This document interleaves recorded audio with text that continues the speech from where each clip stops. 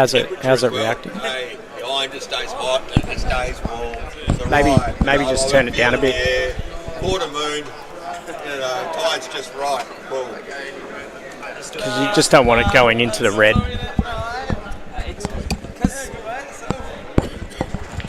Can you hear me? Yep. Yep, cool. I tested on YouTube to see how it sounds there. Pretty much.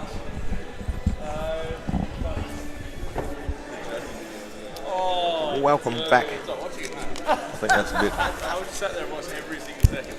Oh my god.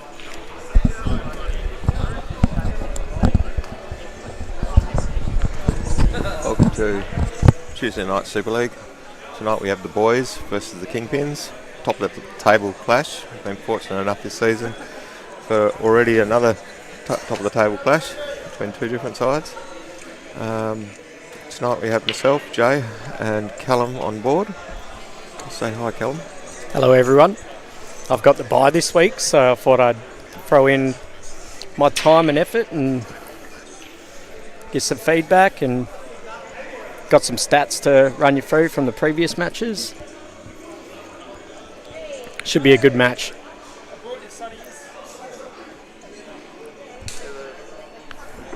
Boyz and the Kingpins, they're quite closely matched in some ways, and in other ways, the Kingpins are being on superstar level. Yeah. Well, the Kingpins haven't even lost, so like when you've gone like the whole round, and I mean they've had a couple of tight ones, 13-12s in the last two rounds, but before that it was just dominating. Like I play for the Pool Sharks, and we sort of got close to them with 14-11, but that was the closest win that they'd had, and now the last two rounds are 13-12. Sacco's been on fire at some stages as well. 12 frames in a row. He won. What did you say? Was one master break, 4 master clearances? Yeah, 4 master visits, 1 master break, 12 in a row, but then sort of fell into a little bit of a slump, losing 5 in a row, but now he's won the last 7 out of his 8 frames, so he's coming into this with some form.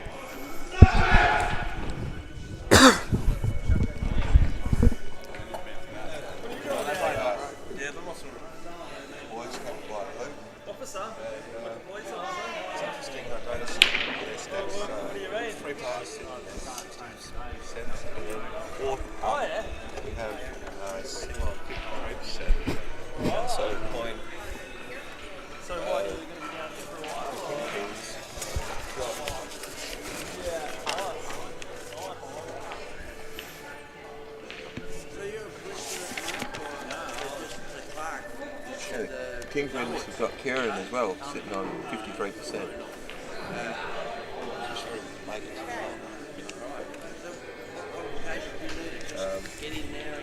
So the Kingpins have done quite well, especially considering that actually they fielded 8 players all season, or past the seasons. And tonight, Mitch Beveridge is back. He's one of our regulars. He's missed 2 weeks. Yeah, but I think that's only because they've had Alvey and Andrew Patton fill in a couple of weeks, because obviously with Foss, with his FIFO work, sort of we never really know when he's coming back or what roster he's on, but I think it does us all a favour when he doesn't rock up. That really shows you how well Sacco's been playing, and also how well John Barclay's been playing as well. He steps up. That's it. I actually sort of looking at it as he's only a few percentage away from Sacco, but he hasn't lost more than 2 frames in a night. Like every week, minimum 3 frames, just solid every night. Yeah. And he's always super lively. Always gets behind his team. Like. Just there. See, he's the first one in from there. Team huddle. Walks in. And he's got the mic in his hand. So obviously, straight away he's put his hand up to the umpire and being a team player. So do we have What is the? Have we got a list of what the actual starting lineups are yet?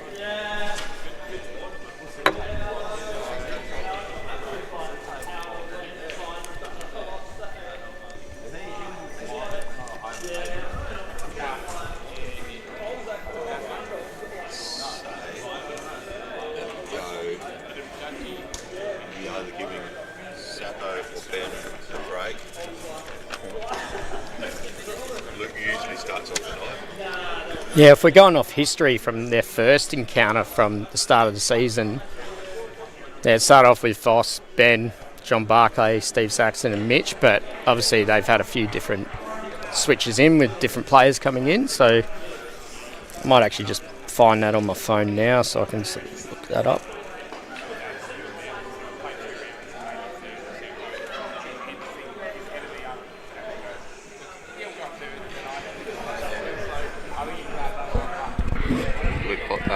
Angle side would be home.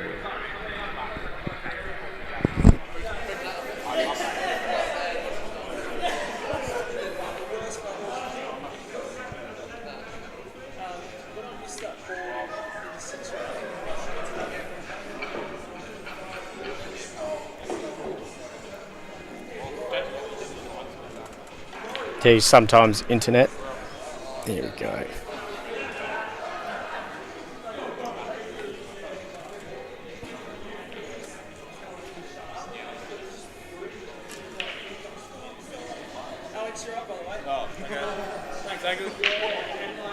Well, there we go. So we got Kingers on table 1. Kingers on table 2. Angles, well, not table 1, but home table. Kieran and Luke coming with a massive break and actually comes up dry for a change. And Mitch with the break. No, he hasn't come up dry. No.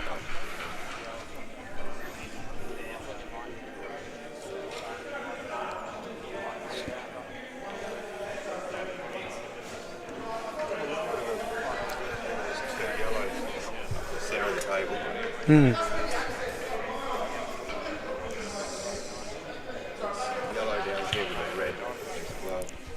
I feel like you'd just be playing a containing shot here. Yeah, same.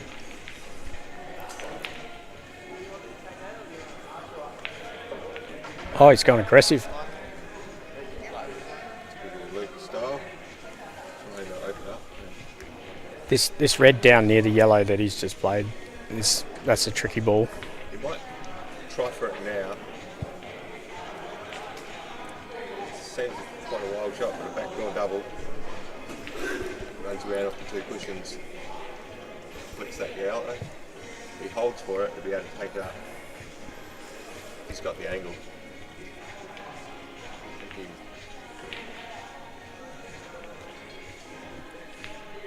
Bit of a sort of semi-shot to nothing, but still, pots are on, but it's still difficult. I think he might have been just playing a little containing after, just pulling the face on the red, just to open it up and leave the white right up against it. On the other table, I think Mitch is looking to go out in the town here.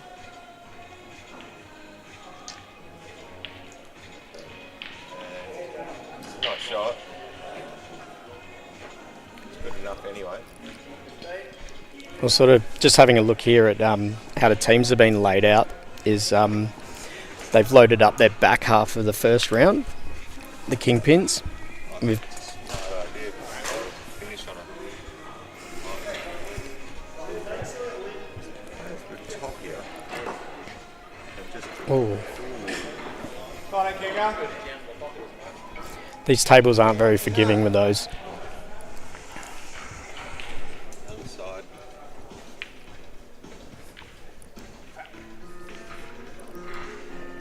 Sort of played an unfortunate shot there, really.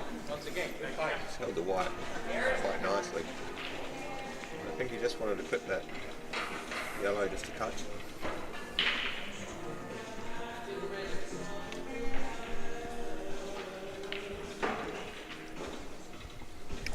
Love Kinger's queuing. It's just very fluid, smooth. The breathing to the eyes as well. When he looks up, when he breathes out.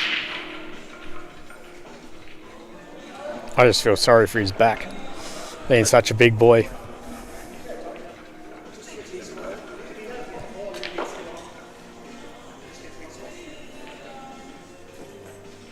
Potentially here he's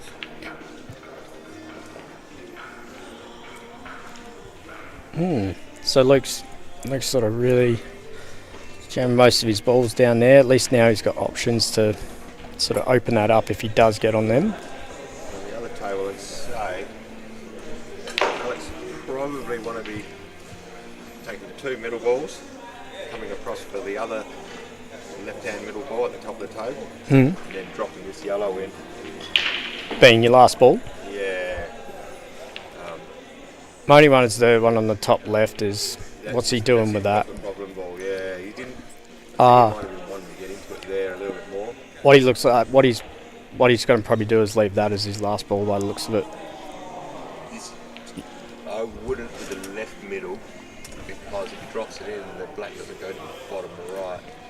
As far as Oh, okay, he's going this way. Yeah, he's Okay. going this way. This is interesting.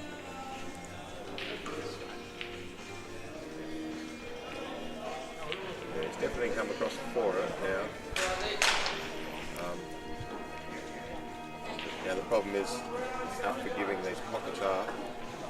He knows he's going to have to cue it quite well, and Oh, he's naturally a really nice cueist, but like you've got to get into that. It's almost like a soft screw, from what I can see here.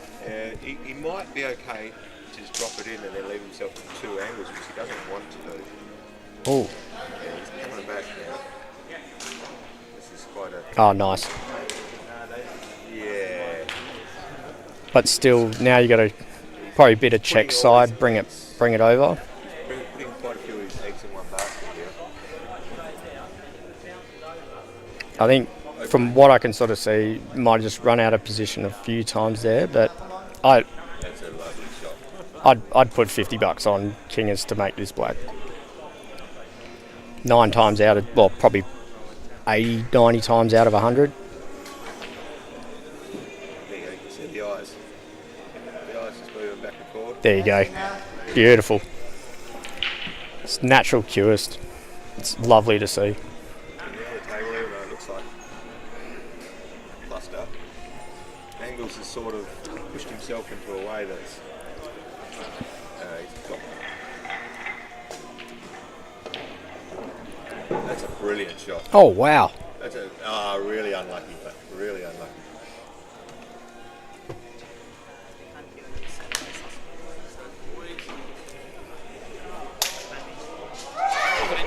Sorry about that, guys.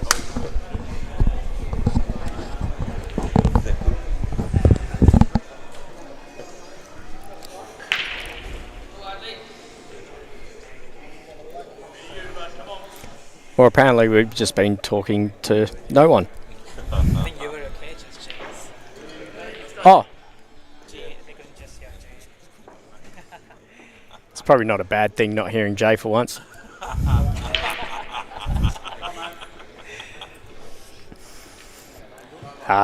It's all a bit of fun.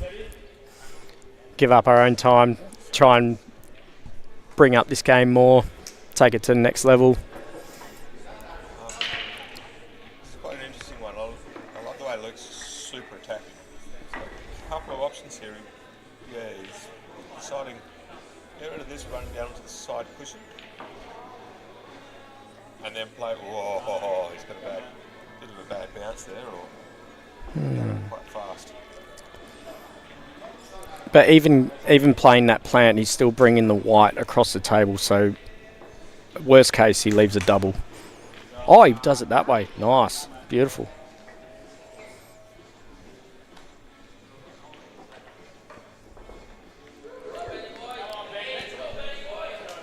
Oh, said missed I wouldn't say elementary, but a shot you wouldn't sort of pick said to miss. Kingpins let him know it too.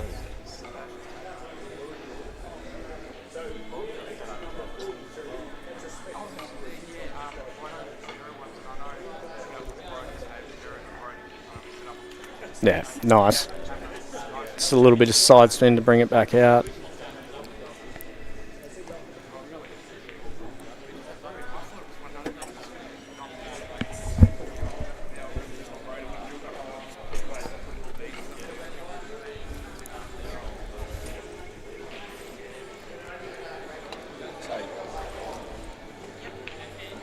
Yeah.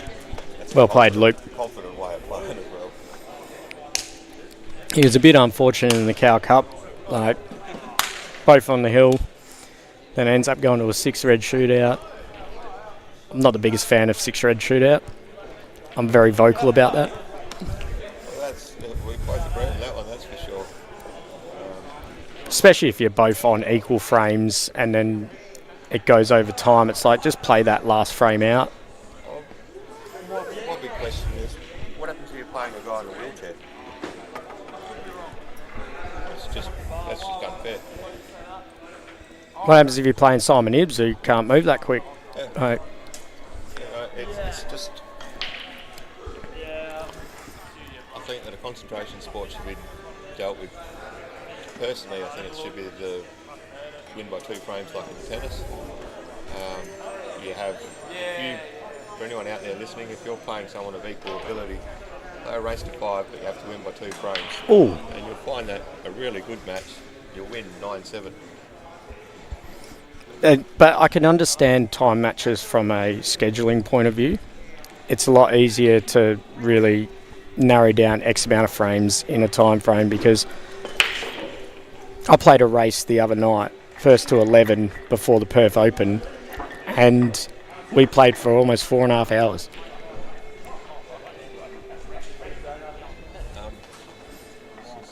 Sacco's just come up dry. Kind of.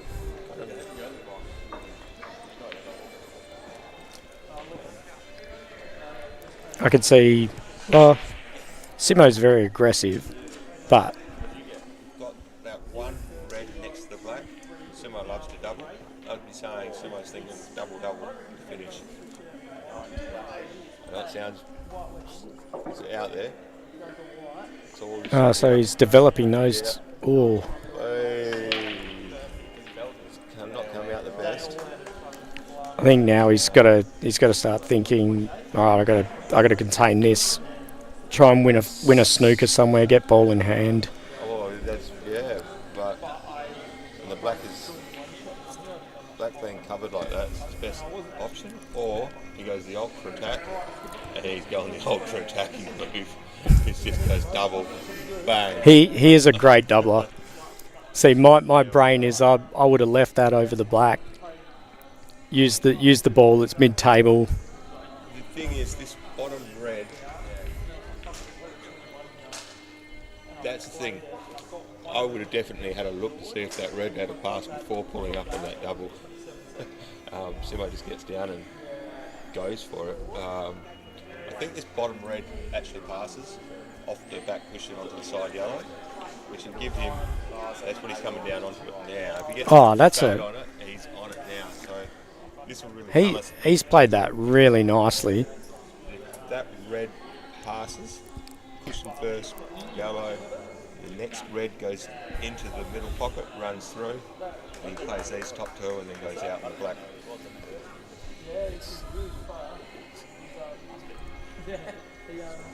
Why? Oh, Sed's got a chance here. No. Sed just runs this natural ball off the top rail. A lot of right-hand side. Left-hand side, sorry. Yeah. Well played, Zed. After he did have a bit of a miss that he probably would want to forget, but he redeemed himself. Here we go. Now Sacco's getting into. The thing is contain the black as well to the corner pocket. He's left Simo potentially in a 3 cushion escape.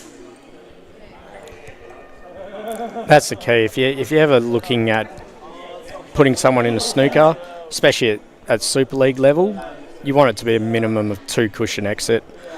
Just puts added pressure onto the player. But ultimately you can't do that every time, but Creates a queuing shot. Actually cue it. Actually smooth backhand. you'll find Steve's going to just really tie Simo up here, try and win some snookers. Oh, I think he can come off the right cushion here, from what I can see.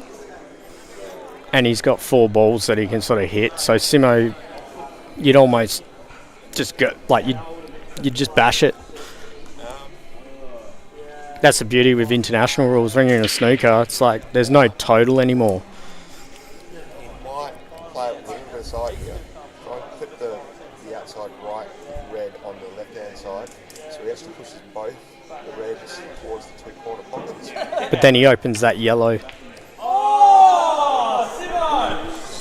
Simo. I think Simo's lining that up. It almost probably actually worked a little bit of a guide. He did not line that up.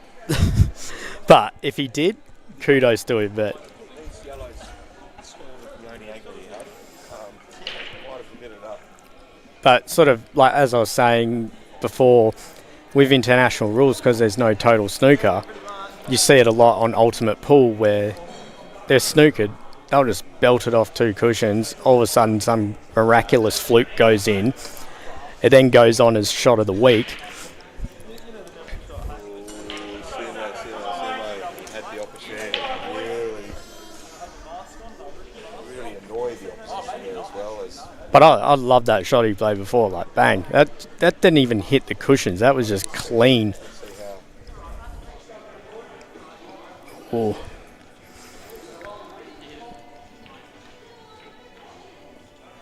Yeah, those yellows, I suppose, no, it hasn't ended terribly because he can still plant that if he gets back onto it. It'd be interesting to see how much patience he's got.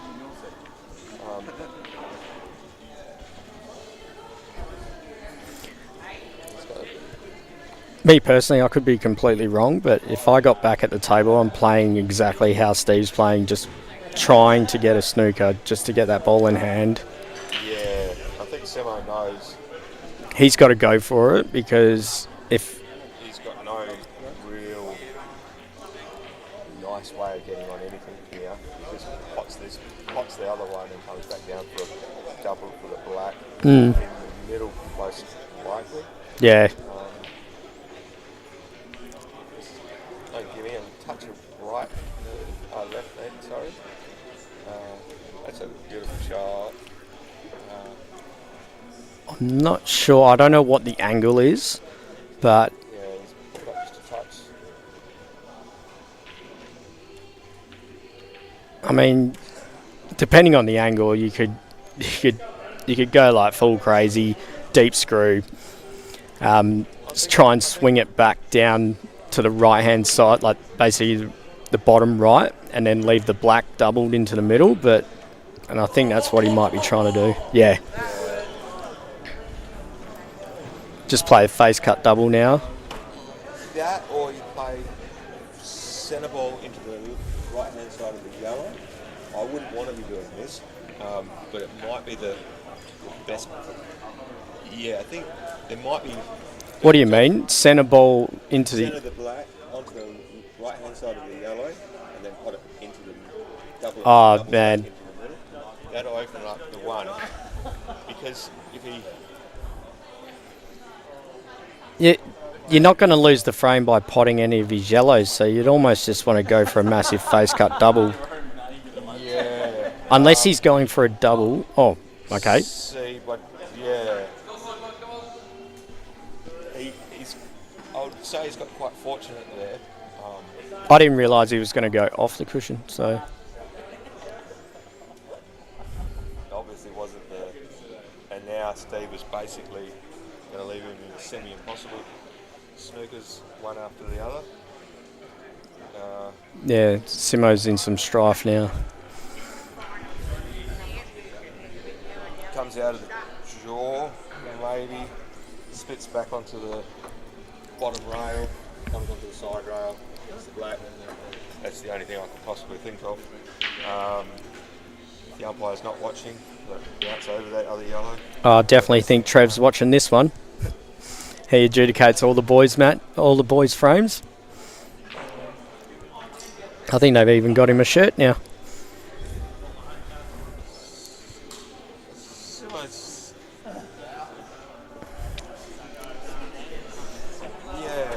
It'll be interesting to see. I think Simo actually seen a bit of a funky angle there.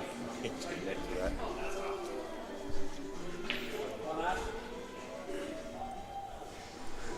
This will tell us how Steve's playing.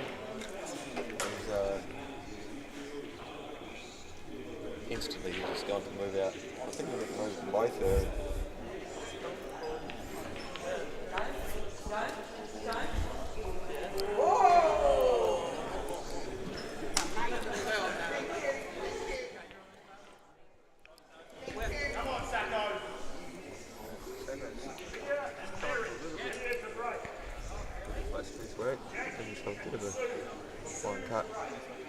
Might be able to play it to a shot to nothing.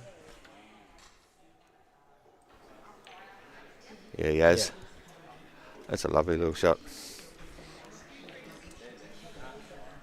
And we've got John Barclay.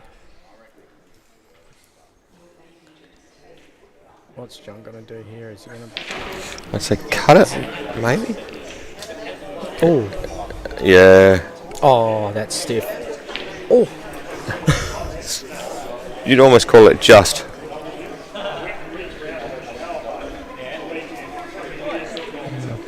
Yeah, I think you got to go for the cut there because the red that's over the top pocket's just that's a nightmare situation.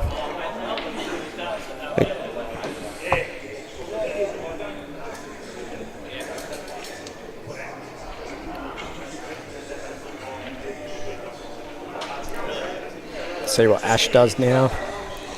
A lovely shot by Sacco. Very controlled. It's always a pleasure to watch. There we go.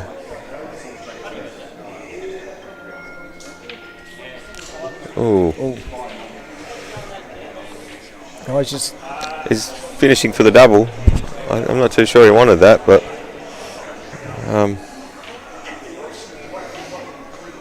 oh, nice. Very nice, Steve.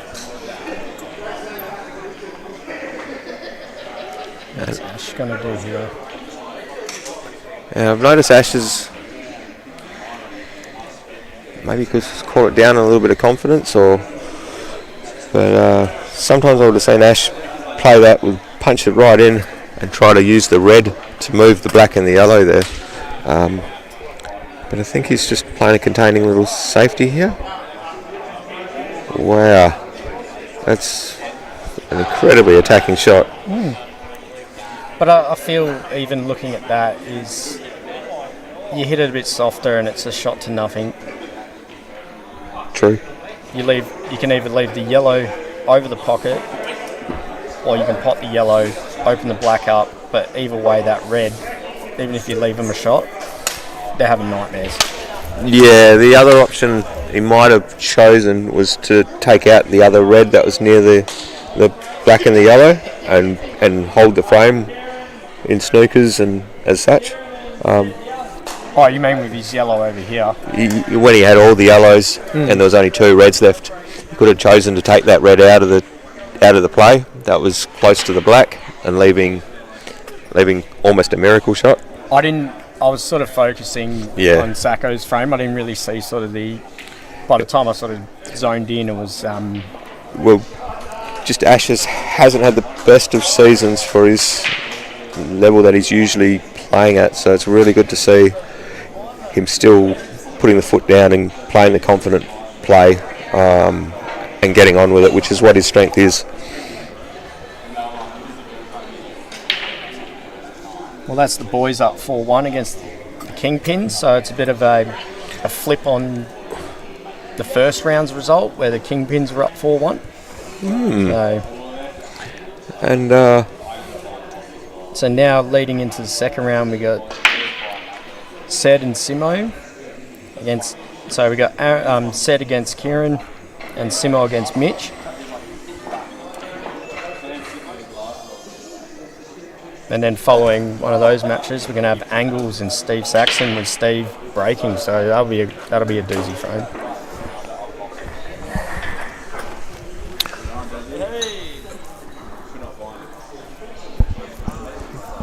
He's come up awkward on this break here on Kieran's game.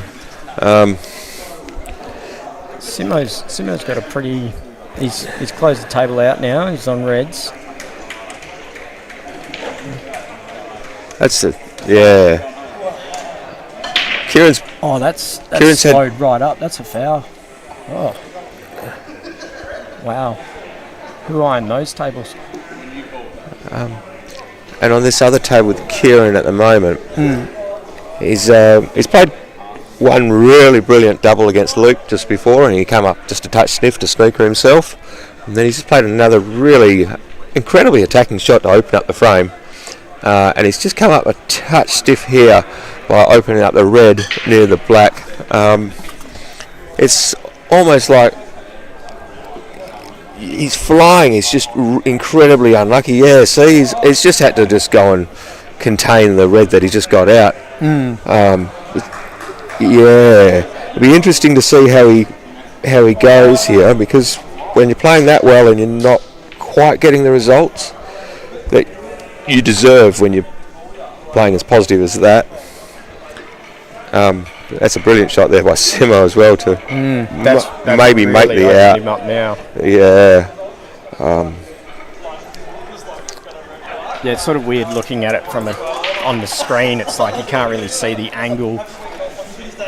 So I'm not sure sort of whether he bridges over the red, because then he gets too. Oh yeah, he's going over the red. Yeah. Yeah. And then from there, You played the long red to the top right hand corner. The middle, and then float down. And I think that black goes to the middle bag. Even middle bag. Yeah. So you'd want to sort of, I think, geez, it might even go to both corners. Yeah, if it goes to the right corner, but then getting from this bottom red back up the table isn't easy. You can't screw it back. He could, but there's a yellow in the way. Oh, he's going for it right away. So that black must go to the bottom right. And it might not actually go to the middle then. I still like your way of going about it and dropping it in the middle. I hate leaving middles for my last ball. Yeah. But everyone's got their own sort of taste around it. But if that black goes to the bottom right pocket, this makes a lot of sense. Simo's he's checked. He knew it was difficult. It'd be interesting to see his thoughts on this after the frame.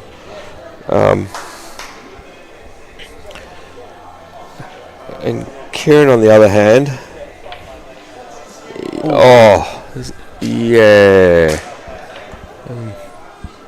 And just the way he's just walked back and he's standing up and looking away at the moment, Kieran.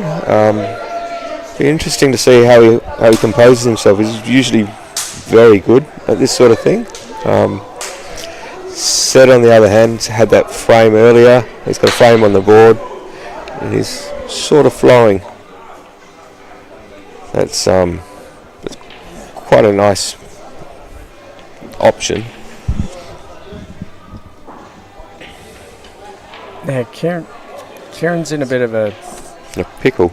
He's in a bit of a spot here because that red on the cush, you need it to contain the black, but then nothing links. Yeah, you'd almost what I'd be trying to do is potting the red into the middle. It doesn't. It's not a very high percentage shot. What about a face cut double? Yeah, you pot this one. And then try and just play a safety behind, using the top red and just leaving the white dead on. Yeah, the second last one. Perhaps punch that red 2 cushions to come back around, to come back down near the black, so you've got 2 balls close to each other that you can work to get the other one out. It all depends on how well he can. Yeah, he can. He'll probably. I haven't played a lot against Kieran, but like, would you just roll this off the cushion, leave the snooker? The only problem is these 2 yellows in the middle of the table. He wants to be able to snooker them on both of these, so he has to try to take one of these 2. Yeah. See. So he's played the snooker. Yeah, and it'll be interesting. So straight away he's blocked him on the path coming across the table. Yeah, he's looking straight away. Now he's looking at the other way.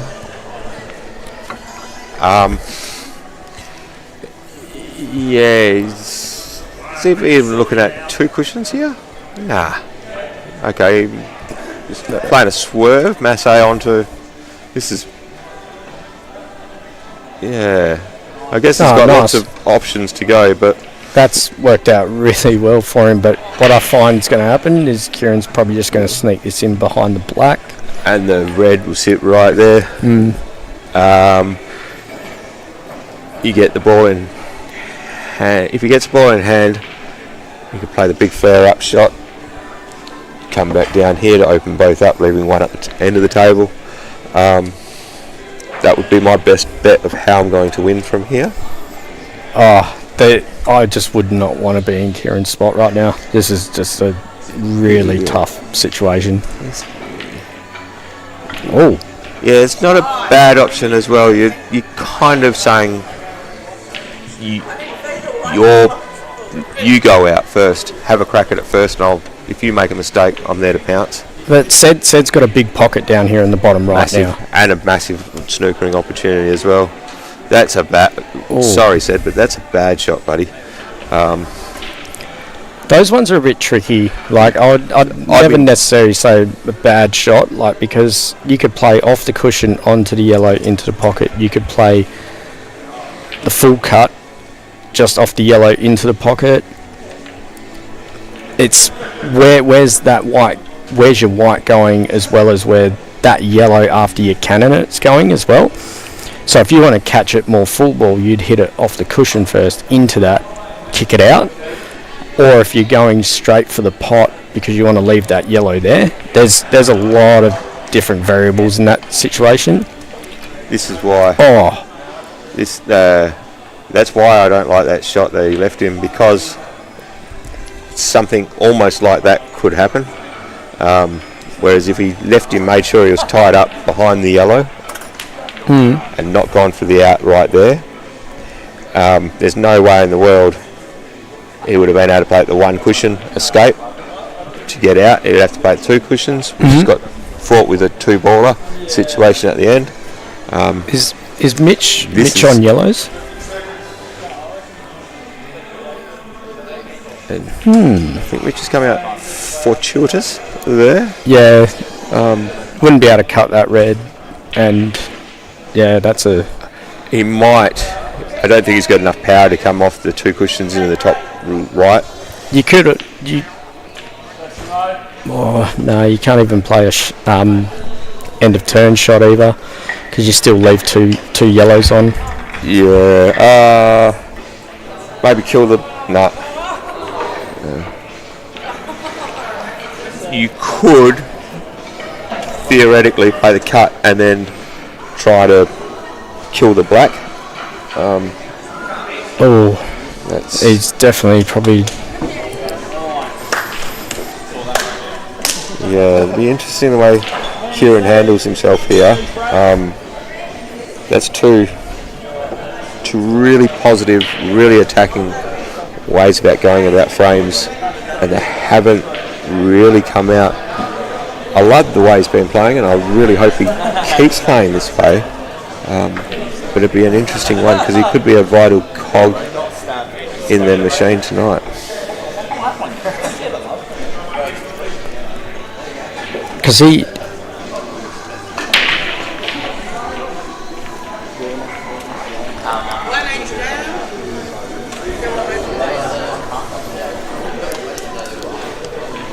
Here we go.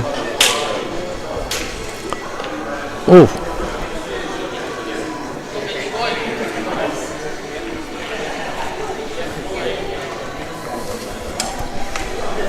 Boyz leading 5-1.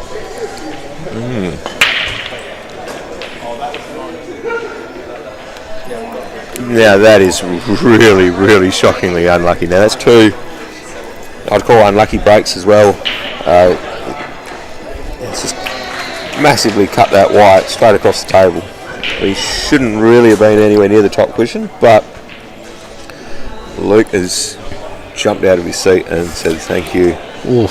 Mitch sort of just scraped past that yellow just then.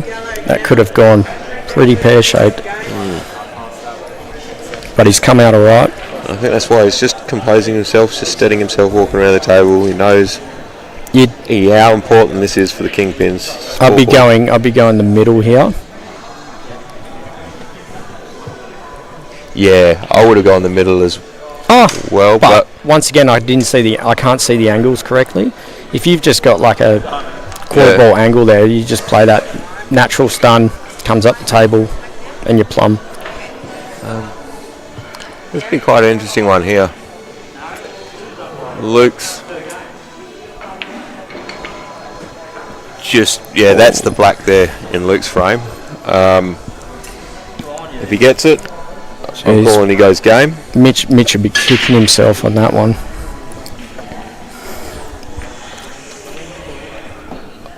Those ones get to you sometimes.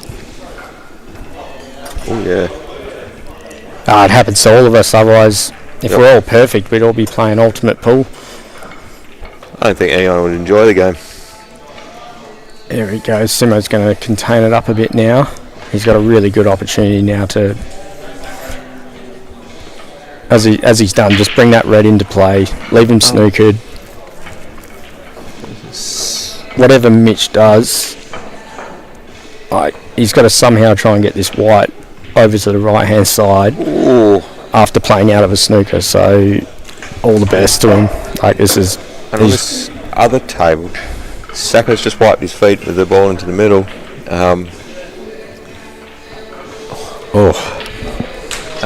But he's still got the black. I'm not too sure if the black passes. Yeah, the black doesn't quite pass into the middle or to the corner pocket or to the other corner pocket. And Simo's. There we go. Yeah, and so he's going to try and hold it straight here. Screw back just a touch to be able to nudge the black out of the way, or he might choose to play the yellow onto the red here. The red's quite far out of the pocket, so I'd say he just drops this one in. He might choose to come back across the table and play the yellow onto the side of the red to get the black out the way. It'd be interesting how he does this. Comes up the table. Ideally, you just want to try and keep it as simple as possible. Yeah, I think he's playing well enough to get such good posse. He's just going to try and screw back into that red. Oh, that's come off all right. Yeah.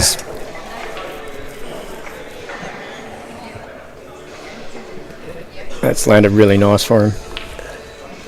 There we go. They needed that. Yeah.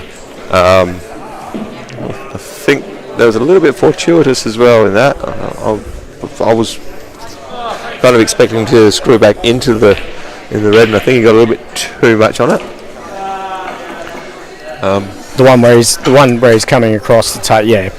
I mean, the way he's cueing the ball is exceptionally well. You see, he's getting a little bit close to his work. I wouldn't mind betting his jump from a big white on the snooker table to the small white.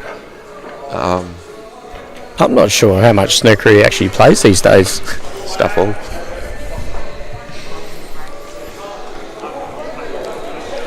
I'd like in my junior years playing a lot of snooker, but just logistically, it's just a nightmare.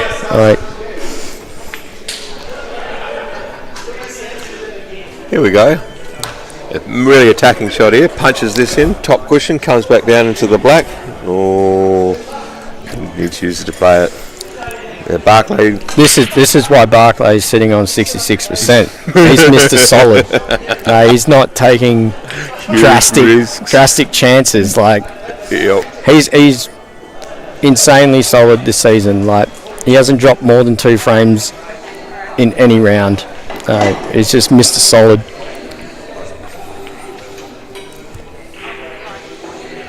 He's had some big money matches as well recently that he's come up trumps in. Who's he played recently in money matches? I can't remember. Some fella from the eastern states. Benny's break's huge. Here we go. It's very solid. He's got a fantastic break. Last time I came up against him in Superleague, he master broke me. Yeah, it was just surprised. As much as I lost, it was just so good to watch. It was clinical. I think he potted 3 balls off the break and just made it look simple. And that's the other thing.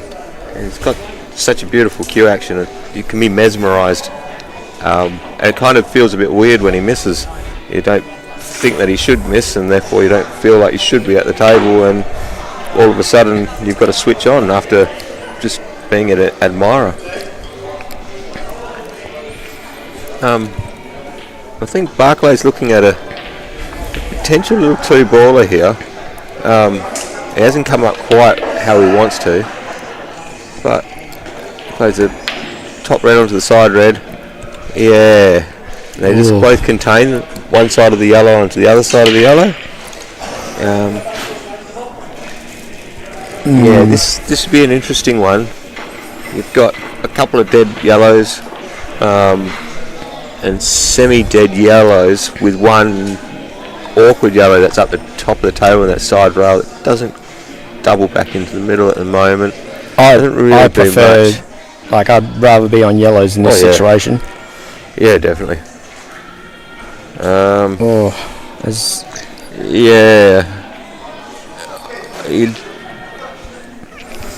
not really sure what King is going to do here. I think he's kicking himself now for not.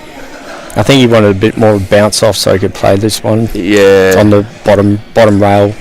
He might even just decide to open it up, but contain it with the black. Contains the other yellow, red. We just got Sebash doing all the coding, making sure that our volume's at the right level. Mr. IT, thank you for all your hard work, mate. It's good to see you on time as well. So Johnny's coming up here. This will be an interesting one, how well he's feeling. Yeah, he's just so consistent. He's just going to put the ball over the pocket. I think his plan is to develop his reds. I know it sounds very simple, but develop his reds and leave that awkward yellow to be such a difficult one to get on after Alex takes away some of his other yellows to be able to help him get towards that yellow. You mean the yellow that's on the top left? Yeah, that's a. I'd be possibly trying to put that red onto that yellow. He's doubling it onto it. Yeah. Yeah.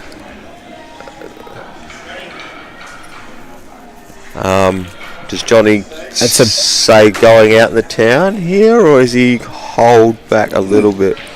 Be interesting.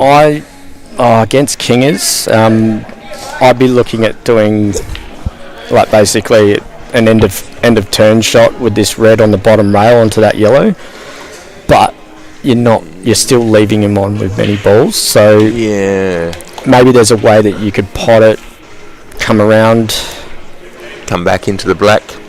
Or find a way to get up on that red in the middle. Yeah, I think he might. Yeah, he's going. That's a lovely little way of playing it. I think he just wanted to drop it in. That's really nice, actually. Containing everything behind the black, and then Alex is still.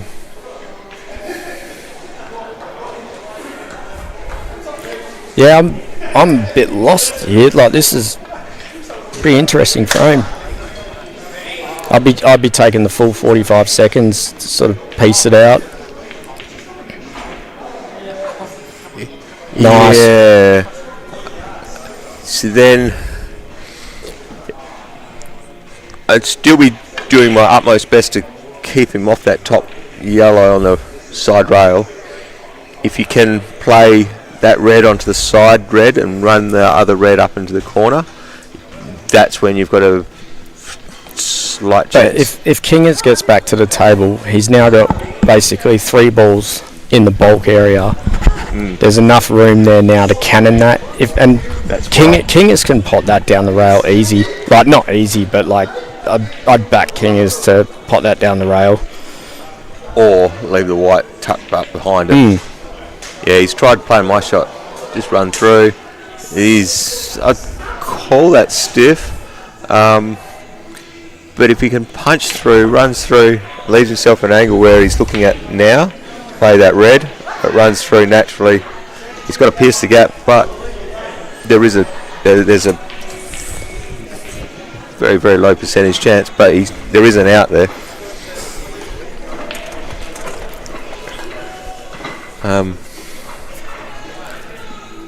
The super difficult part is they're down 6-2, so you probably and you've sort of got scoreboard pressure. Then those are the sort of those are the ones that start flowing when you're a bit more confident, and you got sort of the boys are a bit louder and sort of behind you as well. Yeah, and I see Benny.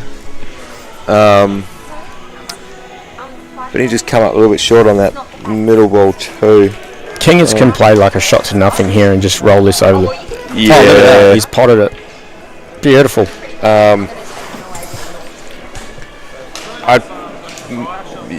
That's interesting. Straight away, so he's looking at using that yellow to open up the other yellow. That ball on that left-hand rail was never an issue because he had 3 balls up there.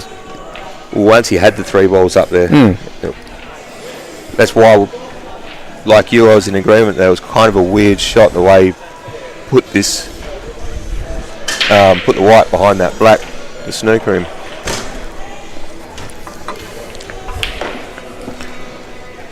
Oh yeah, I should be kicking himself there, and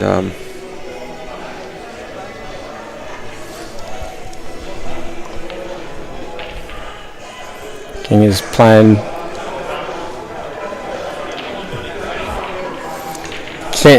Alex is in such a strong spot here. Oh yeah, Mate, he's got the world at his mercy right here. I think the only thing that John could probably do is just play his red onto the black and just sit the black over the yellows. Or even just play the black so it's sitting down on the red, on the red on the bottom rail, to the right of it, just to try and contain it a little bit to get back into the frame. Definitely want that black to be sitting on the right hand side of the red. On that yellow. Drop the other yellow in. Yeah, he's unlucky. Or unfortuitous. If Kingers, the good part about this is that Kingers needs to get on that red and the yellow at the top of the table. By playing such a positional shot to get there, he's got this shot here to play now, which means he's got to dig into it a touch because he doesn't want to be snookered behind everything, because he has to have a decent cueing. Yeah, he's playing it now to get on the bad ball. And wow, he's really decelerated through the cue there. He wanted to be far on the left-hand side of the rail. I just took my eyes off the screen there for that shot. Yeah.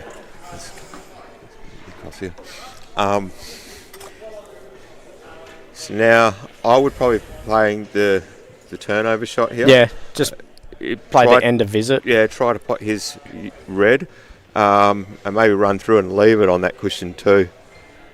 Yeah, beautiful. If he had a bit more fall through. Yeah, it's still. This is tricky. It's doable.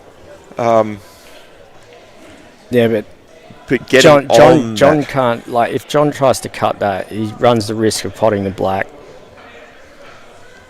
I would definitely say the black's not going to go here. If he pots this red, but he's going to have to dig right into it. But to get on that red there, it's going, most like that red's going to sit there and do nothing. No, he's okay, so he's probably playing the percentage style, and he'll be kicking himself. Look where that black is. He'll be spewing.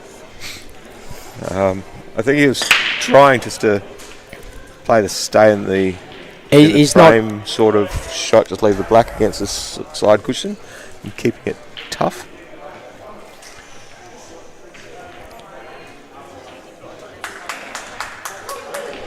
It's the right shot to play, whether or not like the pace or just the angle's just a little bit off.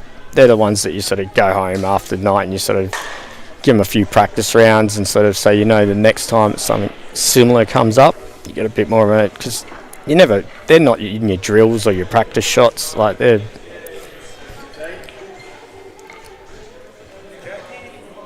Yeah. The other option, he could have played with the drag and tried to hold it behind the red for the snooker as well. But knowing Barclay, he doesn't really like to drag the ball as well. That's his style. And he sticks to his strengths. He knows what his strengths are, and that's what gives him his average of in the high 60s.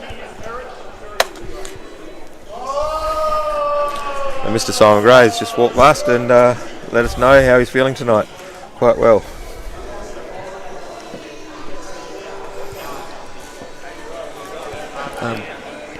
Another table, Mitch Beveridge's.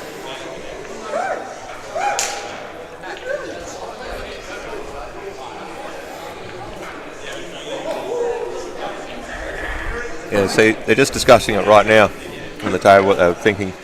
And I think they were just talking about maybe playing that snooker instead, or where it came off, or if he was.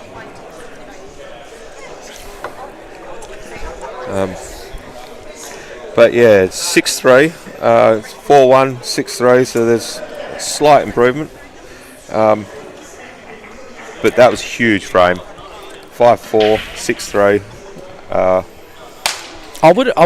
I'd like to sort of speak to John about it afterwards and just sort of understand where he thought the black was going to go and where the white was going to go, because if you're looking at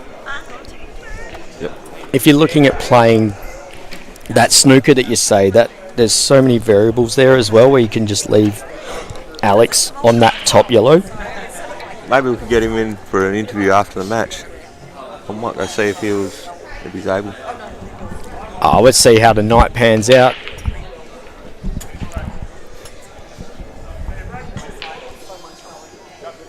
Maybe he wouldn't be too happy after that frame, so that does seem like the teams are a little bit quiet tonight. I mean, I can't even hear Tommy Warren, and he's only over to the left of me.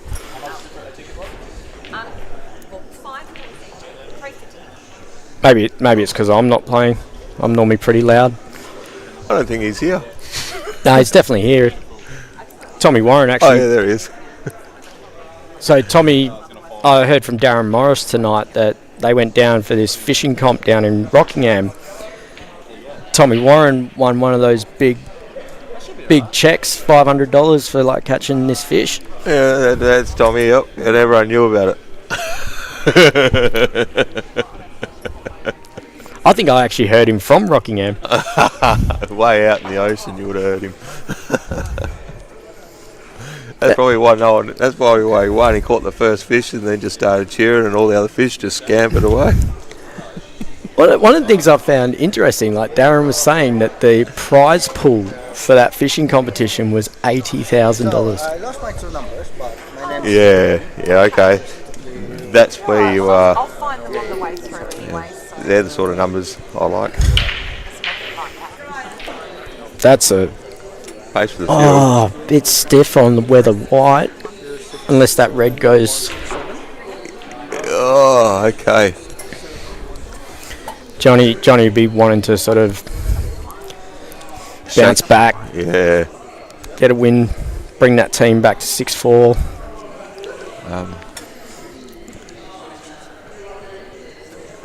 I'd say Angles is up, judging by the amount of resets. Yep.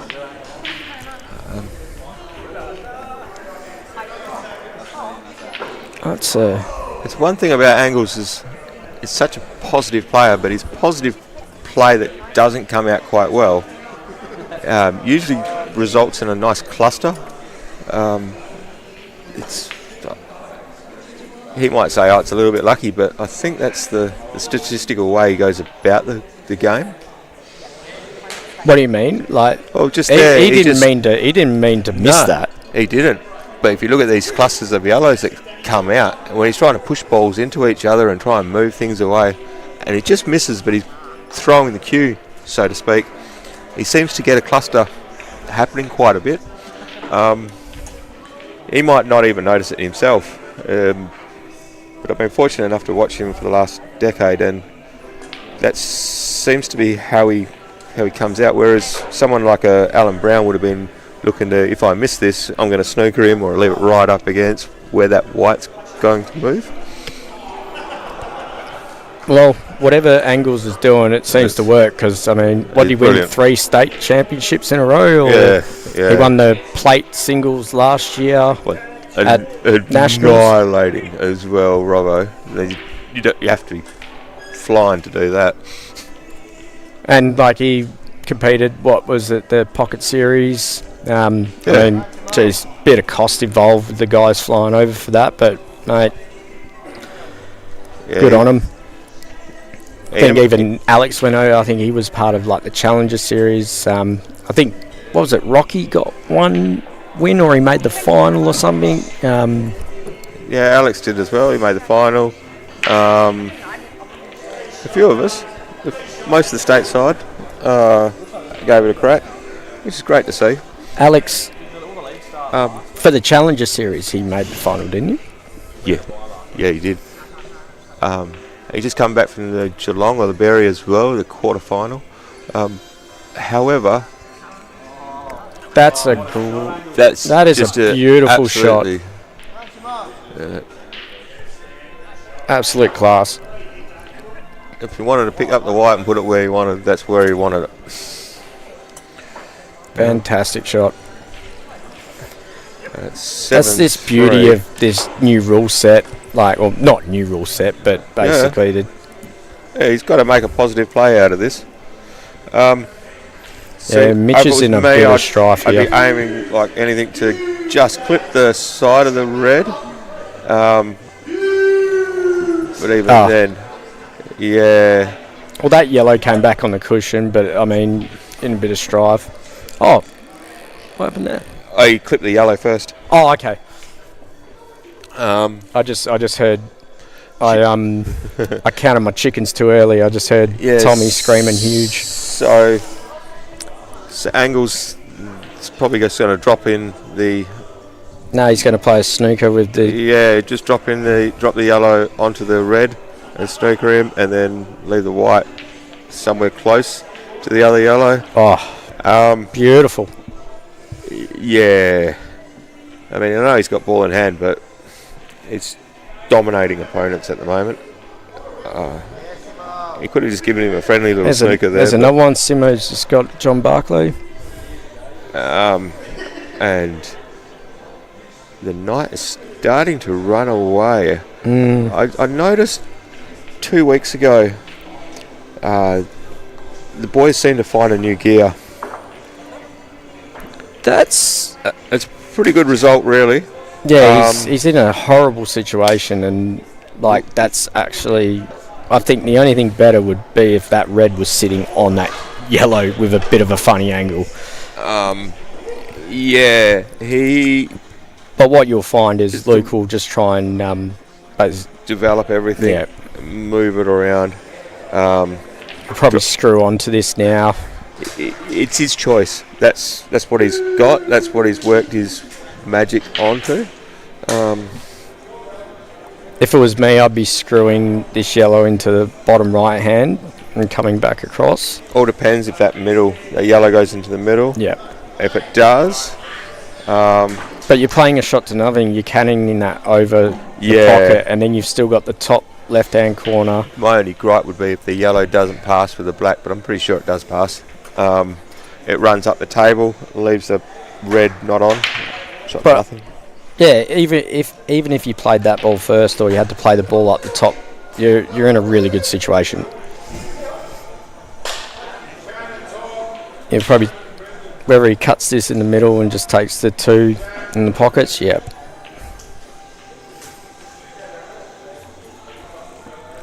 Just nice, natural. Yeah, I think he decelerated a little bit there, but they're all natural pots. Like, you don't have to work the ball.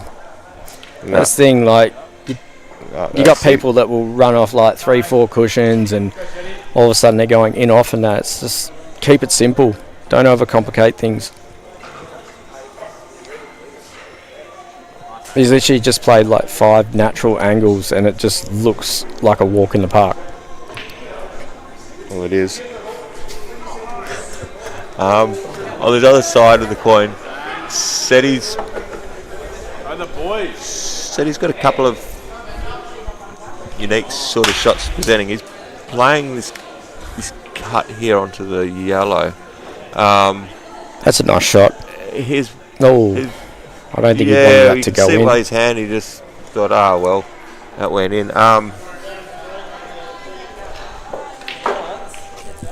Yeah, how do you feel about the black being there? To be honest, I'm not even worried about the black. If this was me on yellows, I'd be worried about that yellow that's right next to the red on the left cushion. Yeah, I agree. So,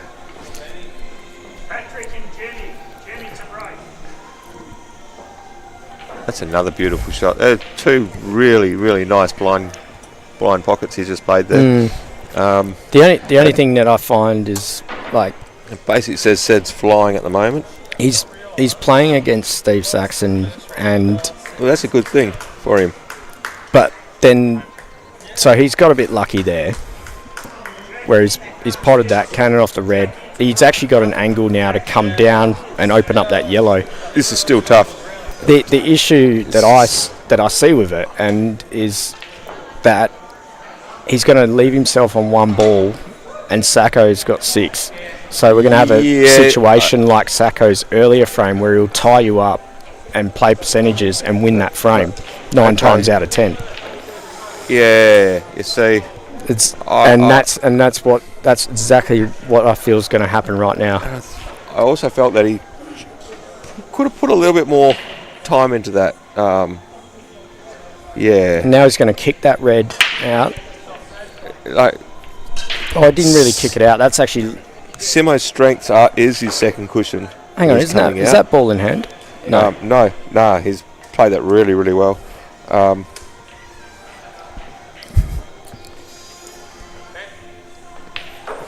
But, as you said, he's going to have nothing left.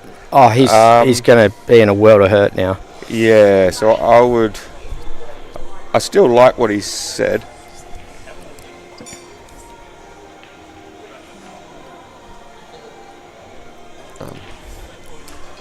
What's happening here with Foss?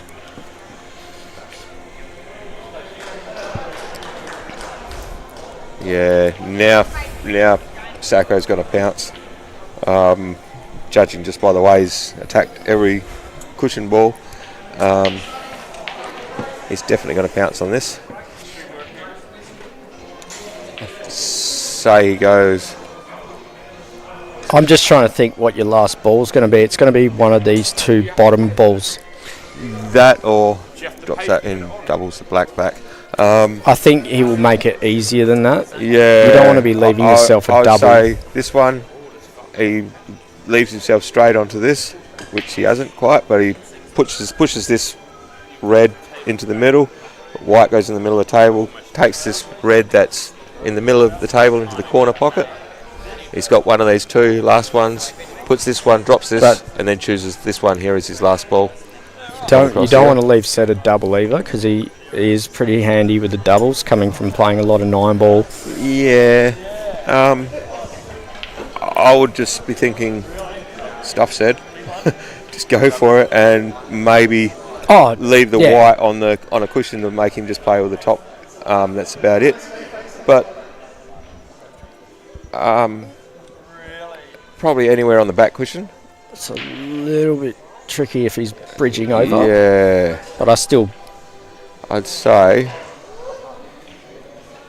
nice. he'd come back up for this one.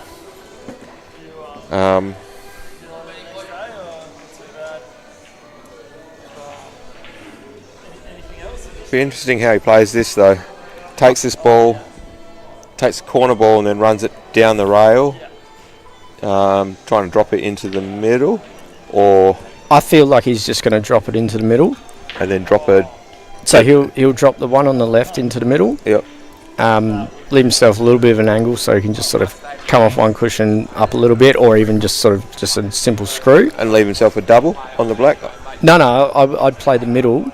I wouldn't be leaving myself a double. I'm a bit different. Yeah, well, that's what I'm thinking. The same thing. I think he's going to run through here He'll and try and play come up behind it. play a little bit off the cushion, natural angle, Yeah. and then just roll the black in. Oh, Yeah, I think he might have been trying to. come up behind it. Yeah, Yeah, it's interesting how much risk they would like to play. oh, that's a nice pot. And there's a lot of snooker in that as well, though.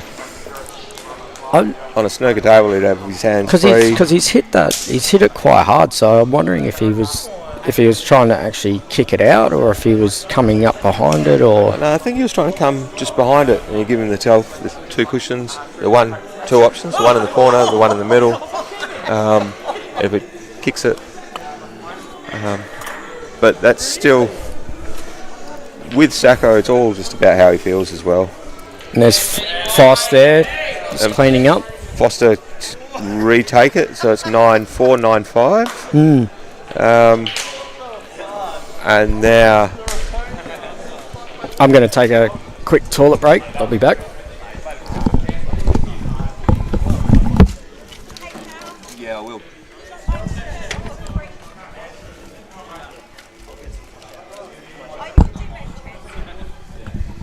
Yeah, one of our regulars, Ross Lynn, is representing Australia soon, and she's selling a few raffle tickets at the moment.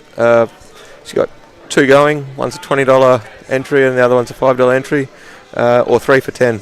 So get on down, and we'll come up and see Roz and see what prizes she's got in her raffle. Thank you very much.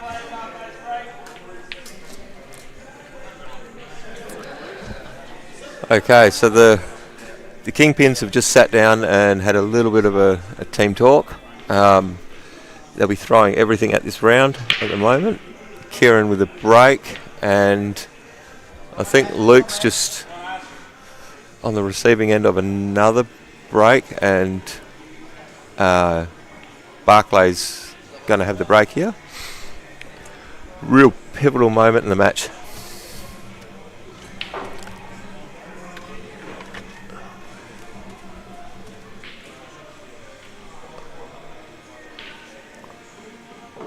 Okay, so Ash has got ball in hand here. Really has only got the one side cushion red to really worry about.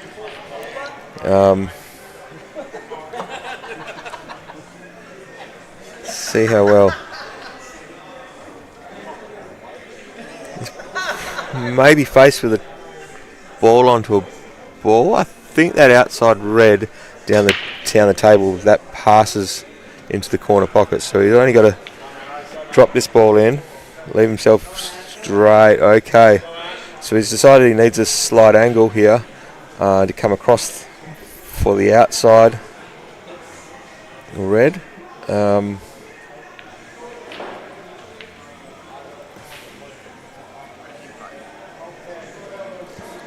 Yeah, he's come across just for the outside red here.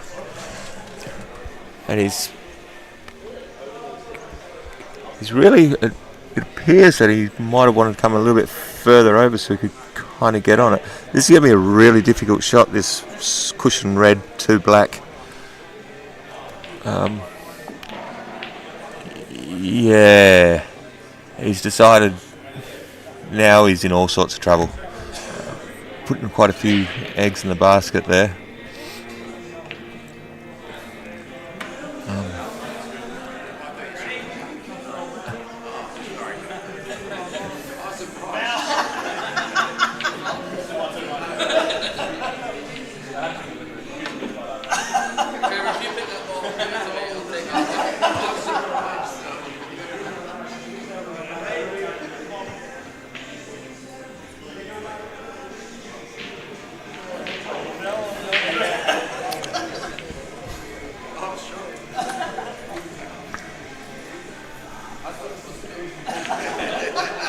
Okay, Kieran's got a real big chance here. 9-5. He knows he needs it. See how he plays. Kieran earlier in the night, he'd definitely be looking to move that red there. And I think he will again. Yep. Yeah.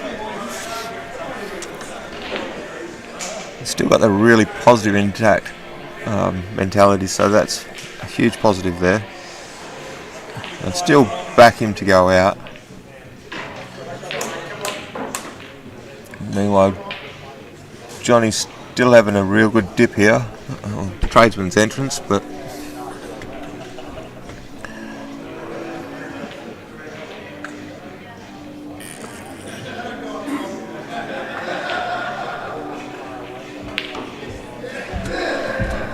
yeah.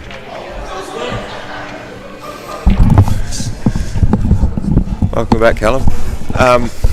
Oh, thanks for having me.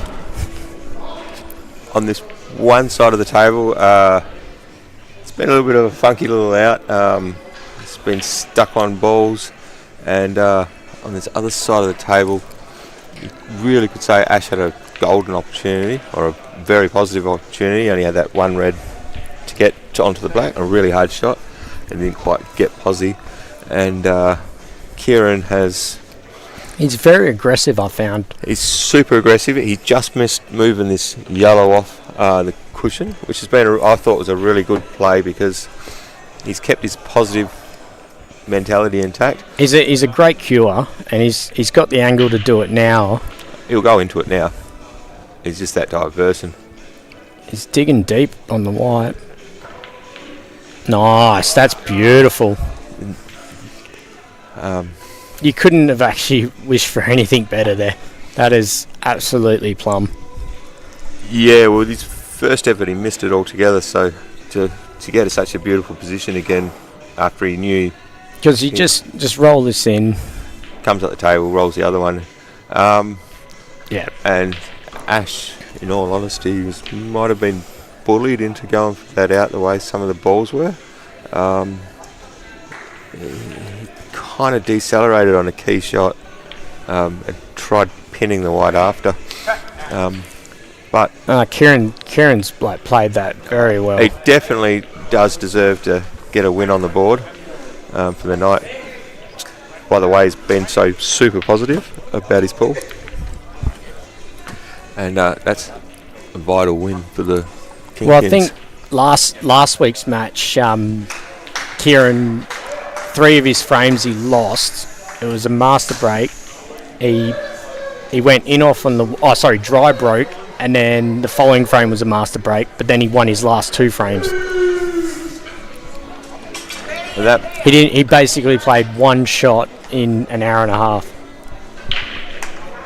Yeah.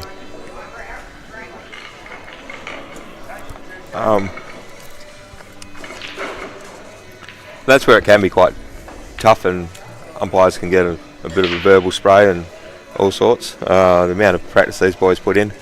So if we look back on the history of the first time these guys met in round 1, it was a completely different story. But in round 3, So Johnny's just So this is I find this to be one of the pivotal frames of the night here. Angles, to me, Angles has always been the person that stands up and stops any momentum swings. He's just a solid sort of player. That's a nice little double there. And I wouldn't mind betting he's going to do the same here again.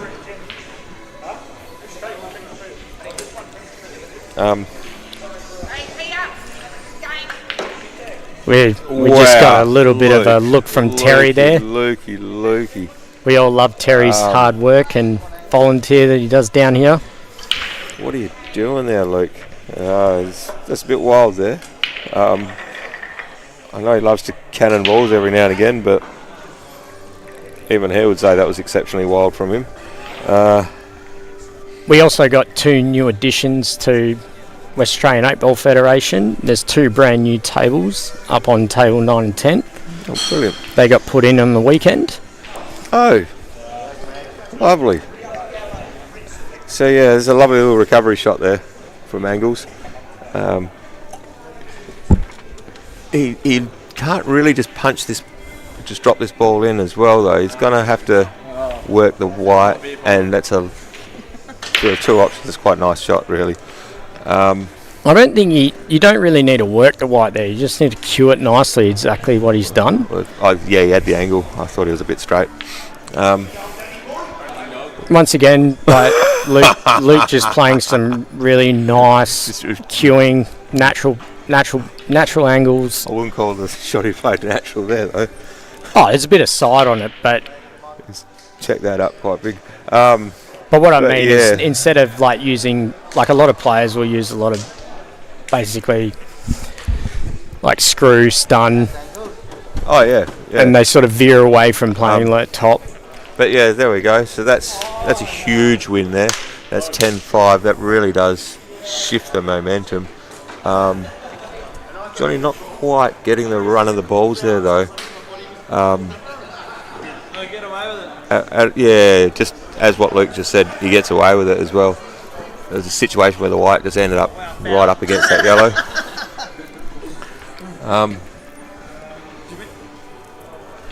On the other side of the coin,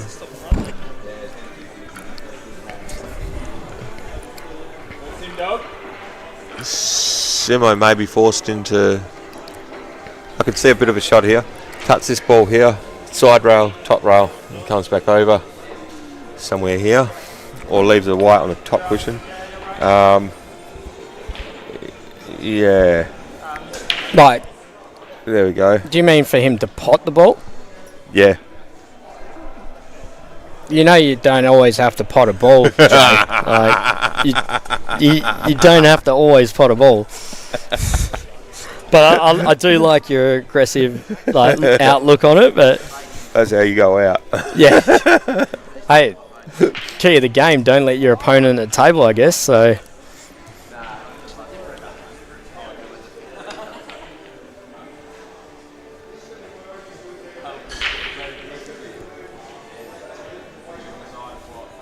This is an interesting frame because like just the clusters on that left-hand side.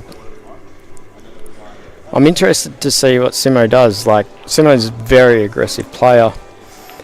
I'll be doubling this one back onto the outside into this gap between the 2 yellows. I think he's going to look for it straight away. Yep. He tries to come in between them. Yeah. That's Simo down to a T.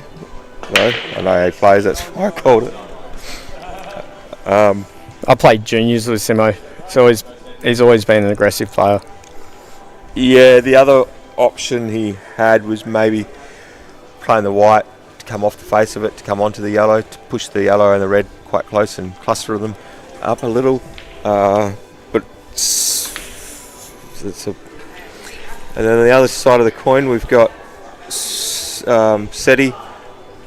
I don't think we've seen any Masters tonight. You hear that? There's been no master breaks tonight there, Kinga. Alright then. Was that a master visit or Sorry. Yep, stand corrected. Benny Foster's just gone through and made it look so easy we didn't even notice it. So, Here's me priding myself on stats and can't even follow the match that's actually in play. Getting some death stares from the boys now, even though they're up 10-6. Yeah, King is just not letting us down. That's one statistic. He didn't lose that frame. He's saying he's always very angry. That King is like he's always on your case. Like, it's quite a nifty little shot there. oh, Yeah.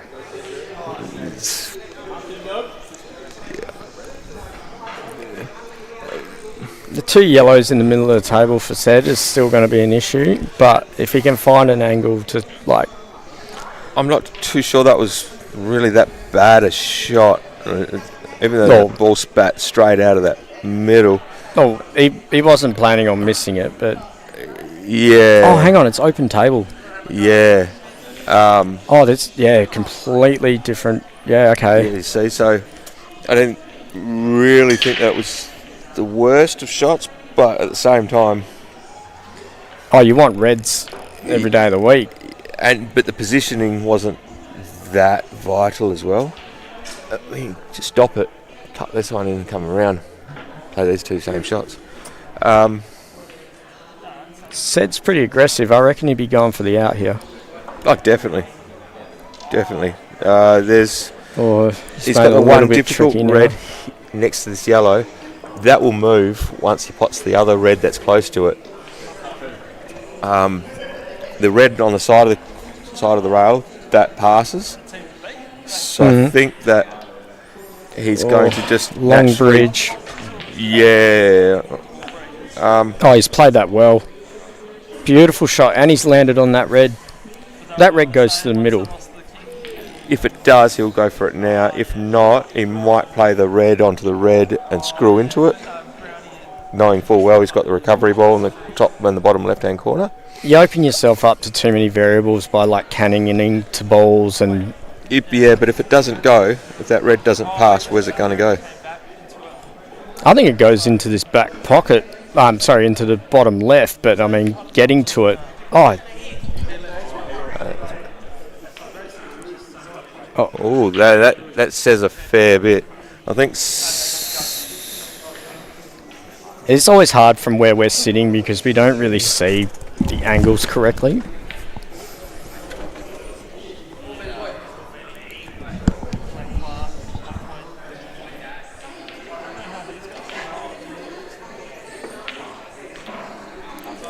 That was a very difficult shot, and he's played that really well.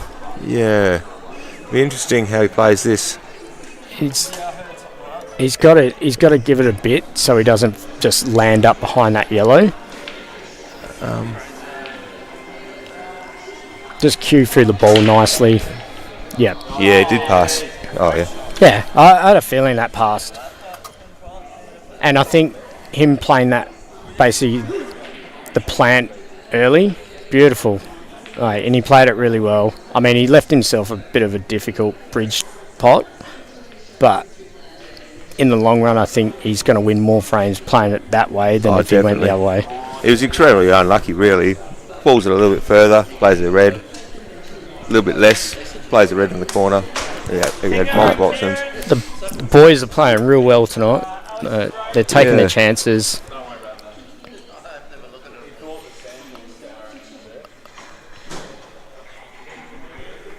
It's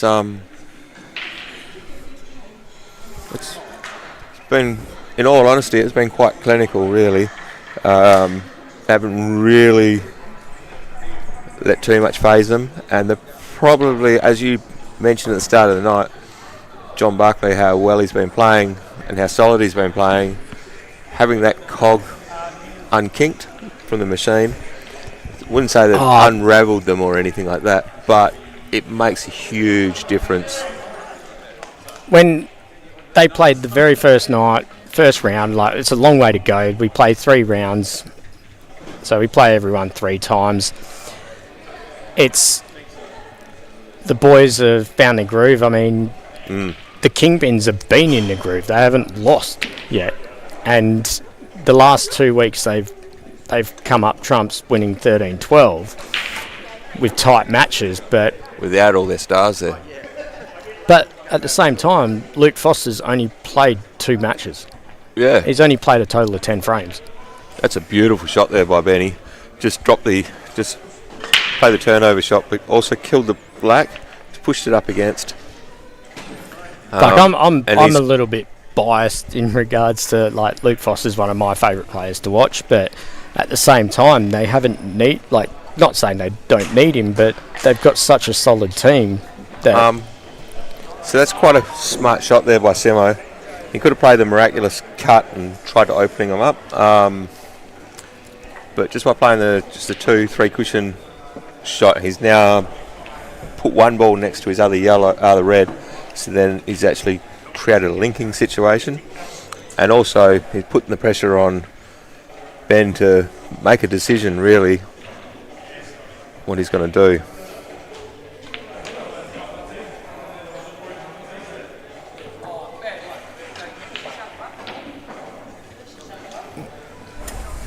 That's yeah, I'd say he wanted to come into the black there. pretty tricky. Long pot.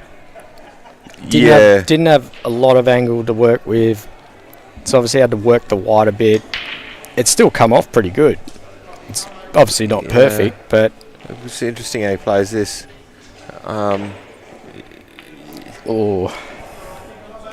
He probably wanted to catch that yellow more full, so then the white would be more to the right, and then he'd have both yellows on. This might still be on. But just the pace that he's getting down, to have a look.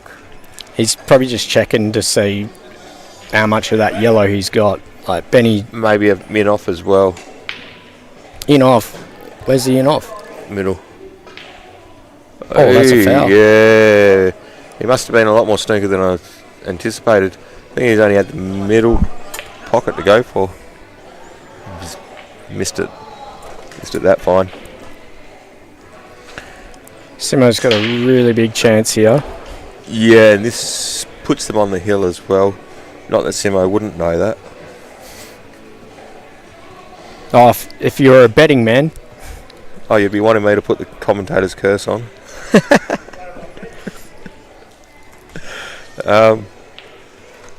But so I've noticed Kieran's had a couple of weeks here and there off in the season. I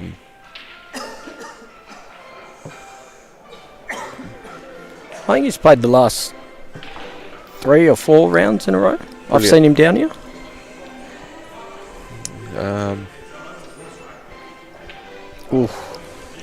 Simo probably would have liked to have come a bit more down the table there. But just a nice, just cue through the ball, stun it, leave the black into the bottom left corner. Don't try and...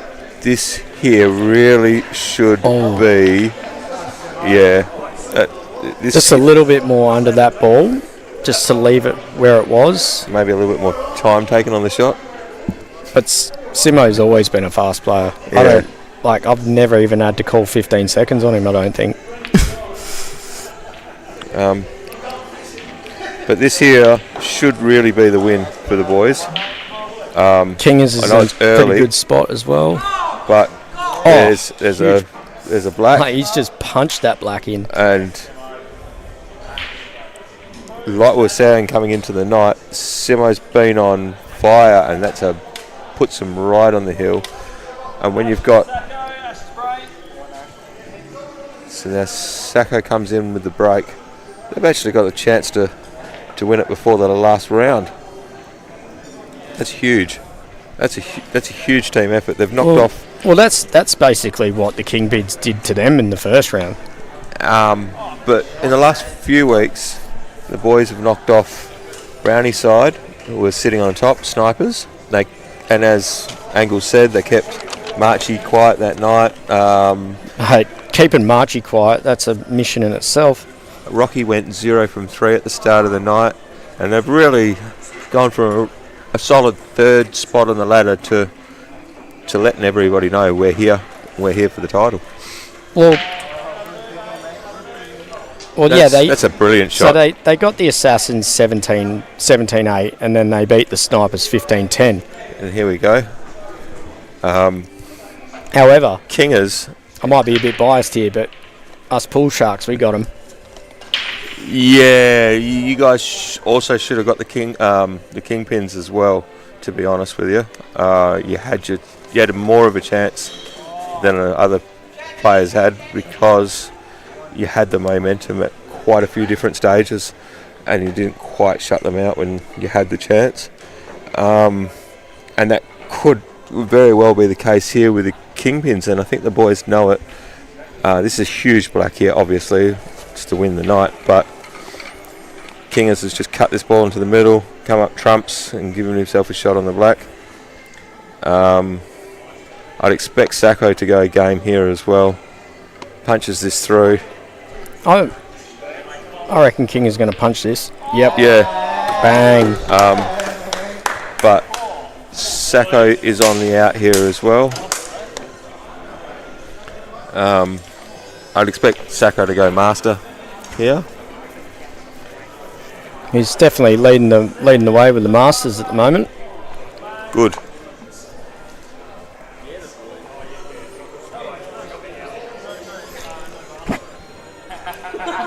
That's like Alex pumping that black in there. It's just his cueing so consistent and solid that it just holds up in those spots. How you going, Trev? I'll give you one too. You want one? And that's the win before the final round. That's a huge, huge win. Oh, have they been doing those action replays or what?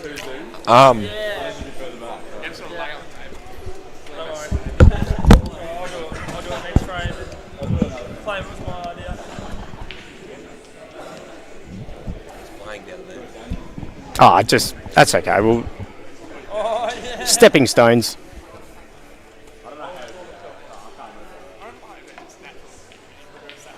Oh. I mean, Sacco's just missed this yellow, but he hasn't left Ash anything. Like, that's very, very fortuitous. I wouldn't exactly say he went for a shot to nothing there. that's why Sacco's so consistent. Yeah, I found that Sacco's one of those players that he might seem like a confidence player, but is not confidence. It's just how relaxed he is on the day, and how he feels on the day. Is how small his window of I wouldn't even want to play against Sacco when he's having an off day. That's how consistent he is. I remember watching him win a tournament, throwing up in between and offered to forfeit the match because he was so sick, and then ended up having a huge comeback against Rocky to win another big state title or something like that. So he was like throwing his guts up, and then came back and beat Rocky, and Rocky's like, yeah, he's in the quarterfinal against that would have been a massive triple. Oh, lovely. But once again, like, he's just played this triple across the table. If it goes in, he can go game. If not, he's left nothing. Yeah. And that's not a bad shot from Ash. Leaving one of the most difficult sort of turnover shots you could possibly play as well. I think what Ash was trying to do there was basically end his visit and pot. Yeah, and leave him half snookered or snookered, but without smacking the white. No, you just play natural angle, just pot the yellow, leave it up there, and all Sacco would have is the yellow on the right-hand cushion, whereas now he can actually... Might have chosen to drag it, but I don't know about... yeah, it's a 6. That's when you sort of you got to think, like, if you're playing a shot like that, it's similar to like billiards, like the drag shots and that. You're better off if you're basically just playing the cannon like that. Just play like natural angles, like if you're gonna you don't play a drag shot. Here we go. That's So- a great shot. Now, That's now what he was trying to do first. Yeah, now he's got it.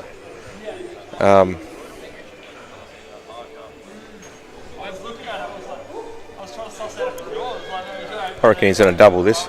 I think John would have liked that to have sat on the white to leave a really awkward bridge. But ultimately, it's still a good shot. I mean, Yeah, you cut this back into the middle. yeah, if he plays the yellow onto the white, he doesn't playing get his top hand on left the as push. well. Great pot, Which- massive. Yeah. In fact, Sed's been cutting the ball extremely well all night, actually. A lot of blind cuts. Doesn't look like missing.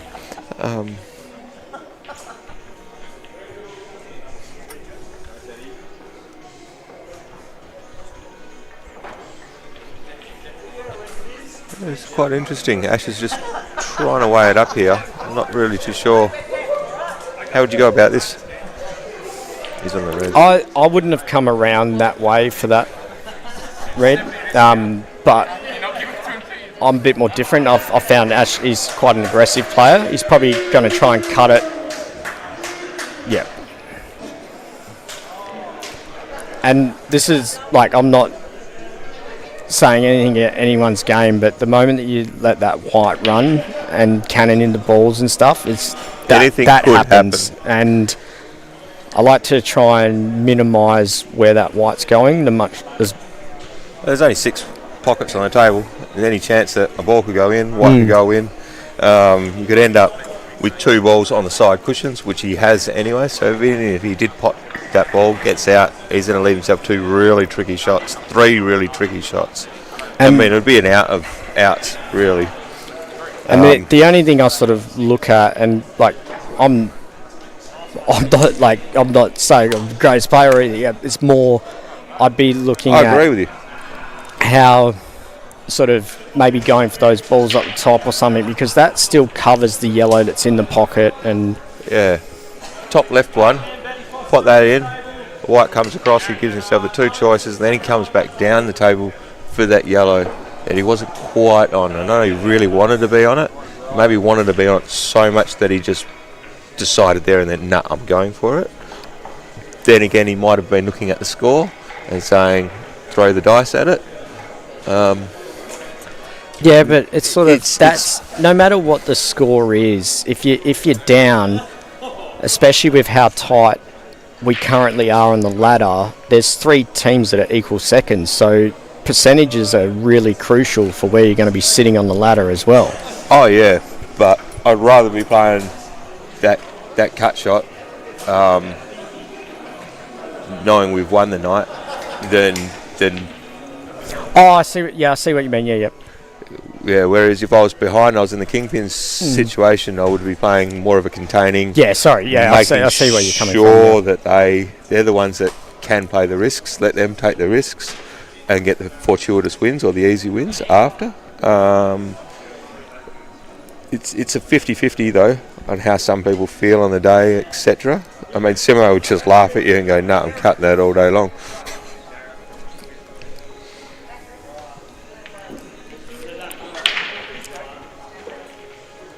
Ooh. Yeah, they give me anxiety, those shots, because I'm just like, this ball's going everywhere and it's going to hit into things, and it's like, oh, what's going to happen with the white? It's incredible when you think negatively of anything like that. It seems to always happen too.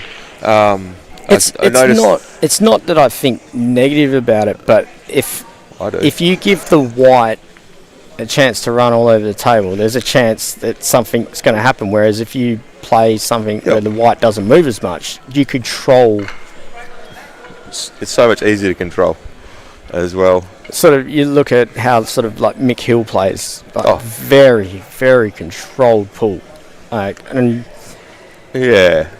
But even he would say someone like Chris Melling will play the artistic route around the table and go around off 2 cushions to get around this, and that opens up the frame straight away, and etc. etc. So And that's what I also like about the sport is that we can't all be the same. Because imagine if unless we're all like say watching everyone that was at the skill level as Mick Hill or everyone at the skill level as like Ronnie O'Sullivan. I mean, they're just natural talent, but I like the fact that there's such a diverse range of players and different styles. And not everyone breaks the same. I mean, Sacco's been there or thereabouts for that long. And the way he plays against anybody, how he plays the game is always going to be opening up balls, always going to be a little bit snookery style. Like who's your sort of favourite player out of Perth to sort of watch if you get a chance on the live stream? Can I say Justin? I don't think they had live stream back then, did they? I think it was on like Justin's one of my best mates, but it's Sacco. I've been mates for him for a long time, been able to have a chat about his game and situation, so been able to delve into his mind a little bit. But that, and then probably Tommy Warren as well. I mean, you like an aggressive style game, so Tommy's just like yeah, basically like a kid in a candy store. Yeah, when he used to live close, he was my practice partner, so it helped. But I've got a mushroom and just slap on the top of the tip, let the thing overhang, just like Tommy does. And I don't really care about chalk as well. I actually go for the the tip shape is a crown tip. Where it sits like that? Yeah. Yep. So I've started doing that. I like the feel of a... a la Ben Judge. Is that what he has as well? Ah. Yeah, go and have a look at great his. minds think alike. Yeah, he thinks the fatter the tip, the less chance we can put side on it. I think the exact same I thing. can't put much spin on it, therefore I can't put much side on it. Or like myself playing a lot of snooker growing up, I prefer queuing over like using all kinds of side and stuff. So, but that's exactly right. What do we got? Anyway, let's not talk about our lives. Let's talk about what's going on here. So we got the boys. Sorry guys, yeah, you can really tell that we've noticed that one team's won for the night. But we'll keep it interesting, and Benny's going to cut this ball and try and hold on the face of the yellow. If he gets this, it'll be sensational. Oh. Yeah. He has been slightly off, and that's mainly because he's been putting a bit of practice in for that Chinese pool, the similar, or the same size for White, and you find that they're like 9 ball size. Yeah, his timing's been just off, like as if he's been reaching the right, rather than being the white. His timing is just hasn't quite been there. It's a touch short.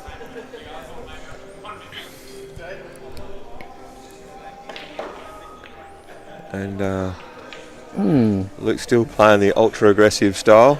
That's won him so many titles. Exactly. This game is not a defensive game anymore.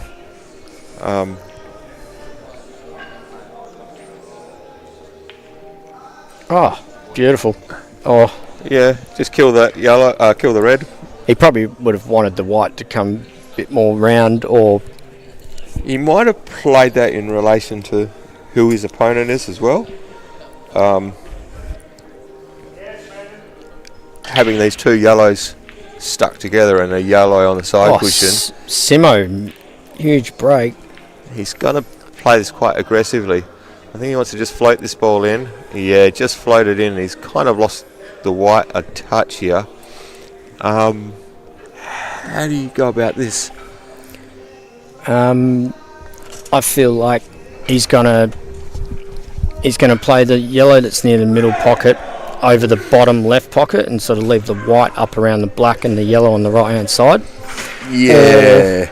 Or he's going like, actually it's a bit of a tricky spot. Yeah, or he leaves that where it is, plays the yellow down onto the, cuts this into the corner, plays the yellow over the red. Yeah, plays the yellow over the red. It's probably. I think he's left that on. Yeah, you can see as well straight away the way Luke has walked around and kind of sat down and. That's a pretty tricky spot because you've got these two on the left-hand side that you can't really do anything with. And one thing about Luke I've noticed is when he hasn't quite played the shot quite well, often he'll go sit down in the same line that he was supposed to be. And when he has played the shot quite, I like Ben's style. Like he's very regimented, process driven. Like and he's played a whole ton of snooker where you just need to rely so much on that process of walking the line, queuing, etc. Because when you're not queuing well on a 12-foot table, it's like playing golf. It's the worst feeling ever. Like, wow. Okay, so Benny's actually got a cool little shot here. He puts this in. He might need a touch of top and right here. Puts the red into the corner pocket, runs through between the red and the yellow. He'll open up both of them and give himself an out.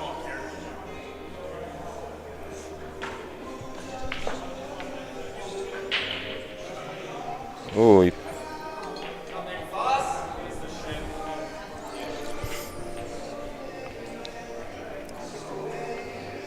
I feel he just rolls the red over the pocket.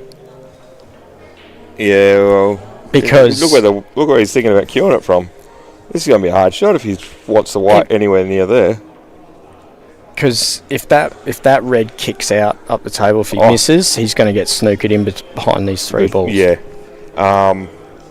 but or just don't miss. At the same time, he knows who he's playing as well. He might. Yeah. Oh, hang on. He could actually hit the right-hand side of that. I thought he was on the left-hand side. Okay. Yeah, different story. So once again, that's the angles from. Yeah. Sometimes it's you think that he's on the worst of angles, and he's walking around with so much confidence. Honestly, then you realise he's on the right angle, and he didn't need that much confidence. Looking at it, I thought he was actually hitting it on the left-hand side of the ball. Nice.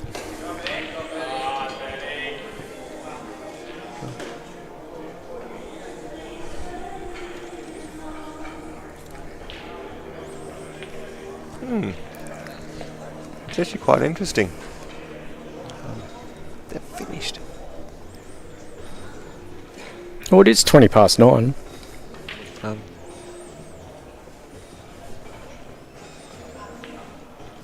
Nice finish. Yeah, I like the way Ben plays. He's very much like a Jedi Knight. You know, you can't ever really imagine him starting an argument or anything. He just sits in his bubble, finds his groove, and yeah, very, very consistent, solid, nice queuing. Very similar to Ron Kelly. Yeah, I've had the luxury of playing with Ron in the Pool Sharks. You do. His demeanour and sort of just calmness around the table. Mate, you have like gloves here. Where do I hear? You have to ask the bar.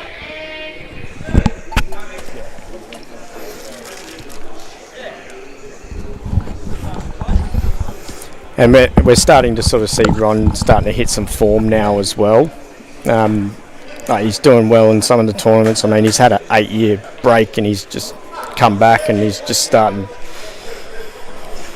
Oh, yeah. And he's always got a target on him as well. And to be trying to find your groove, be the player to beat, still winning through reputation. It's brilliant. Kieran's queuing's beautiful. That's what I really love about Kieran's, the way he plays. He'll play the attacking, aggressive sort of style of play, tries to get balls out, tries to get the game moving, tries to get on with it. And if it doesn't come out, he doesn't go into his shell. He almost, in his previous years, he almost went into an over-attacking mode. And now he's sort of learnt how his mind works and what his strengths are, and he really does seem to try to put his foot down when he can. And I love the stillness through his cueing as well. He's a great cueist.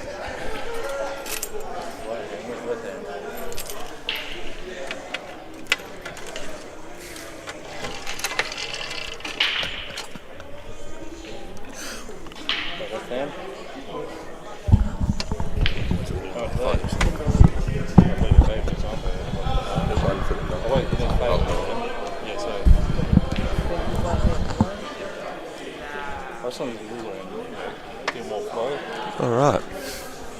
Yeah, so that means that the Kingpins have got their first loss for the season.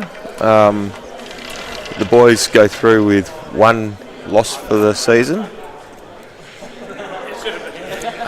Who would you say was the standout player of the night?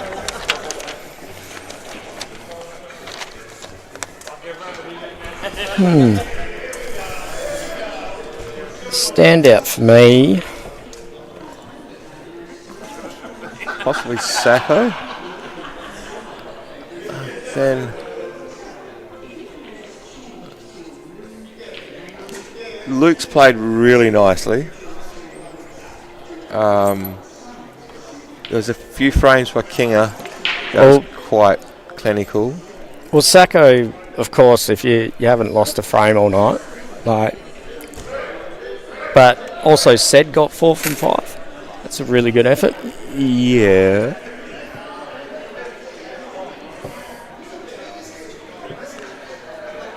Yeah, I would. What about for me? I personally like. There was frames there that could have gone either way. Sacco had situations where I think people were just way too aggressive, and then he just went, right, I'm taking you to the cleaners. I'm gonna tie you up. So for me, I'd have to go Sacco, because he just did tie him up and just play super percentage pool, which got him the wins, and that's ultimately where he's got 5 out of 5. It's just unfortunate that his team's result doesn't reflect that as well. But then at the same time, you could almost argue that his reputation, which he's earned, pushed some players into being a little bit ultra aggressive and allowing him to get the snookering opportunities. Whereas Seti, on the other hand, he had a couple of really clinical outs, a couple of the situations where we weren't too sure what the camera angle was as well, and he made them look quite easy. So it's a hard one to choose. I know he had a couple of easy wins as well, fortuitous wins. Who also played really well, and it's an unfortunate thing, was Alex Kingsbury. Yeah. He won 3 out of 5, but 2 of his frames that he lost was to Steve Saxon making a master break and to Ben Foster making a master break. So yeah, I was going... And that master break, so he didn't even have the opportunity to, Yeah, he really got 3 out of 3. So, and the frames that King has won, his queuing was on point. He made that massive black to win the night. Yeah, I would... So I'd probably put Kingers and Steve Saxon. Yeah, I agree, equal. I think I put Sacco over, obviously, because he's had to win.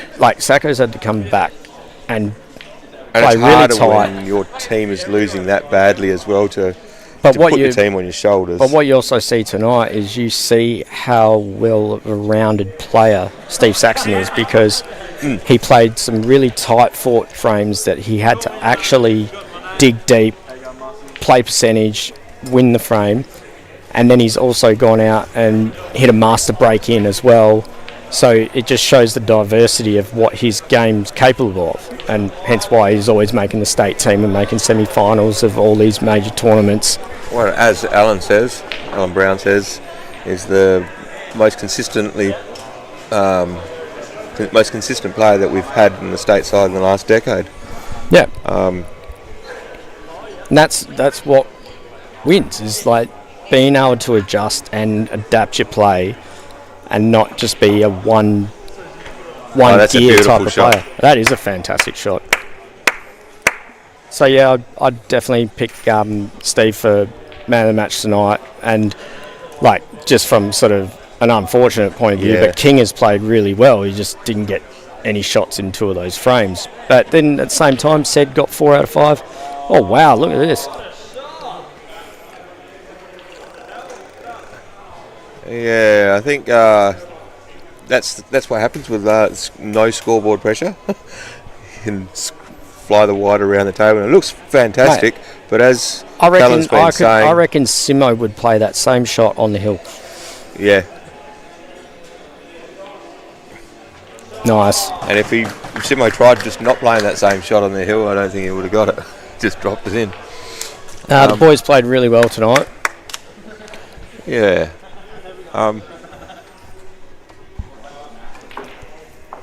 So I'm going to switch off now. Yeah, and I'm going to try and get someone from the boys to have a quick interview. Let's take Saka, can I have an interview?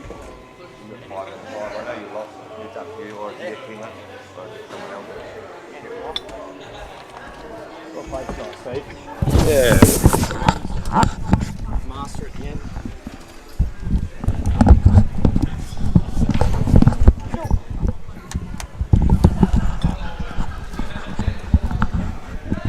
G'day there, Steve. Steve Saxon here from the Kingpins.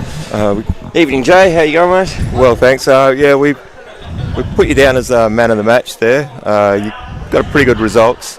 In the last few weeks, you've been in quite a good form. Yeah, been fairly steady for the last few. I had a bit of a hiccup last week where I didn't play as well, but I still got a few of my frames. It's always tough, and I've just seemed to have started to focus well enough to be able to play quite consistently well. So yeah, it seems been timing the ball quite well. The very first round, you guys got up against Kingpins, and it looks almost like the boys. I mean, the Kingpins got up against the boys, and this tonight the boys got up against the Kingpins with a little bit of an early lead. Yep. Was there any sort of team talk or any sort of?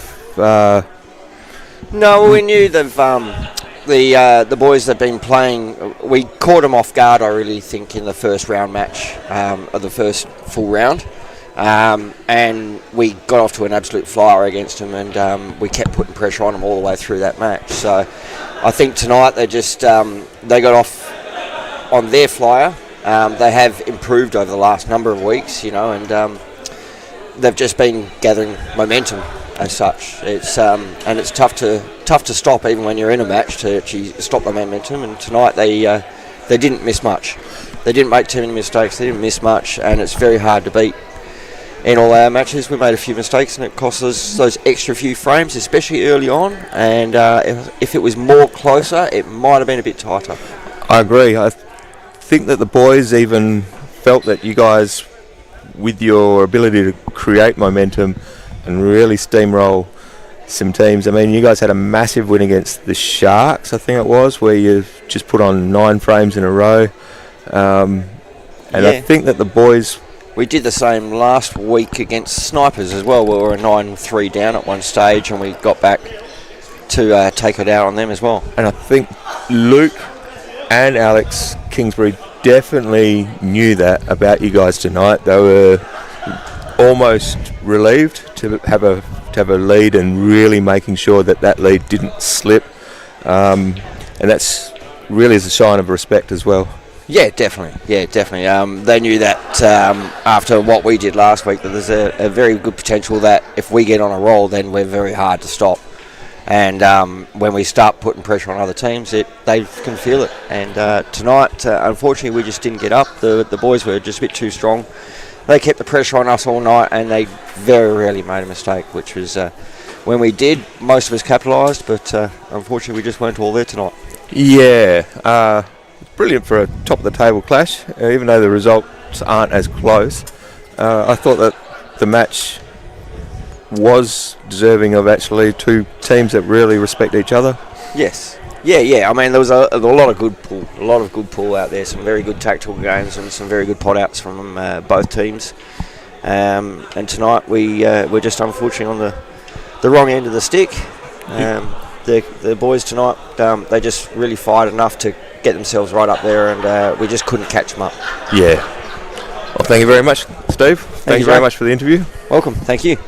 And best luck next week, and best luck for the rest of the season. Thank you very much. This has been another episode of W.A.E.B.F Super League. Thank you very much.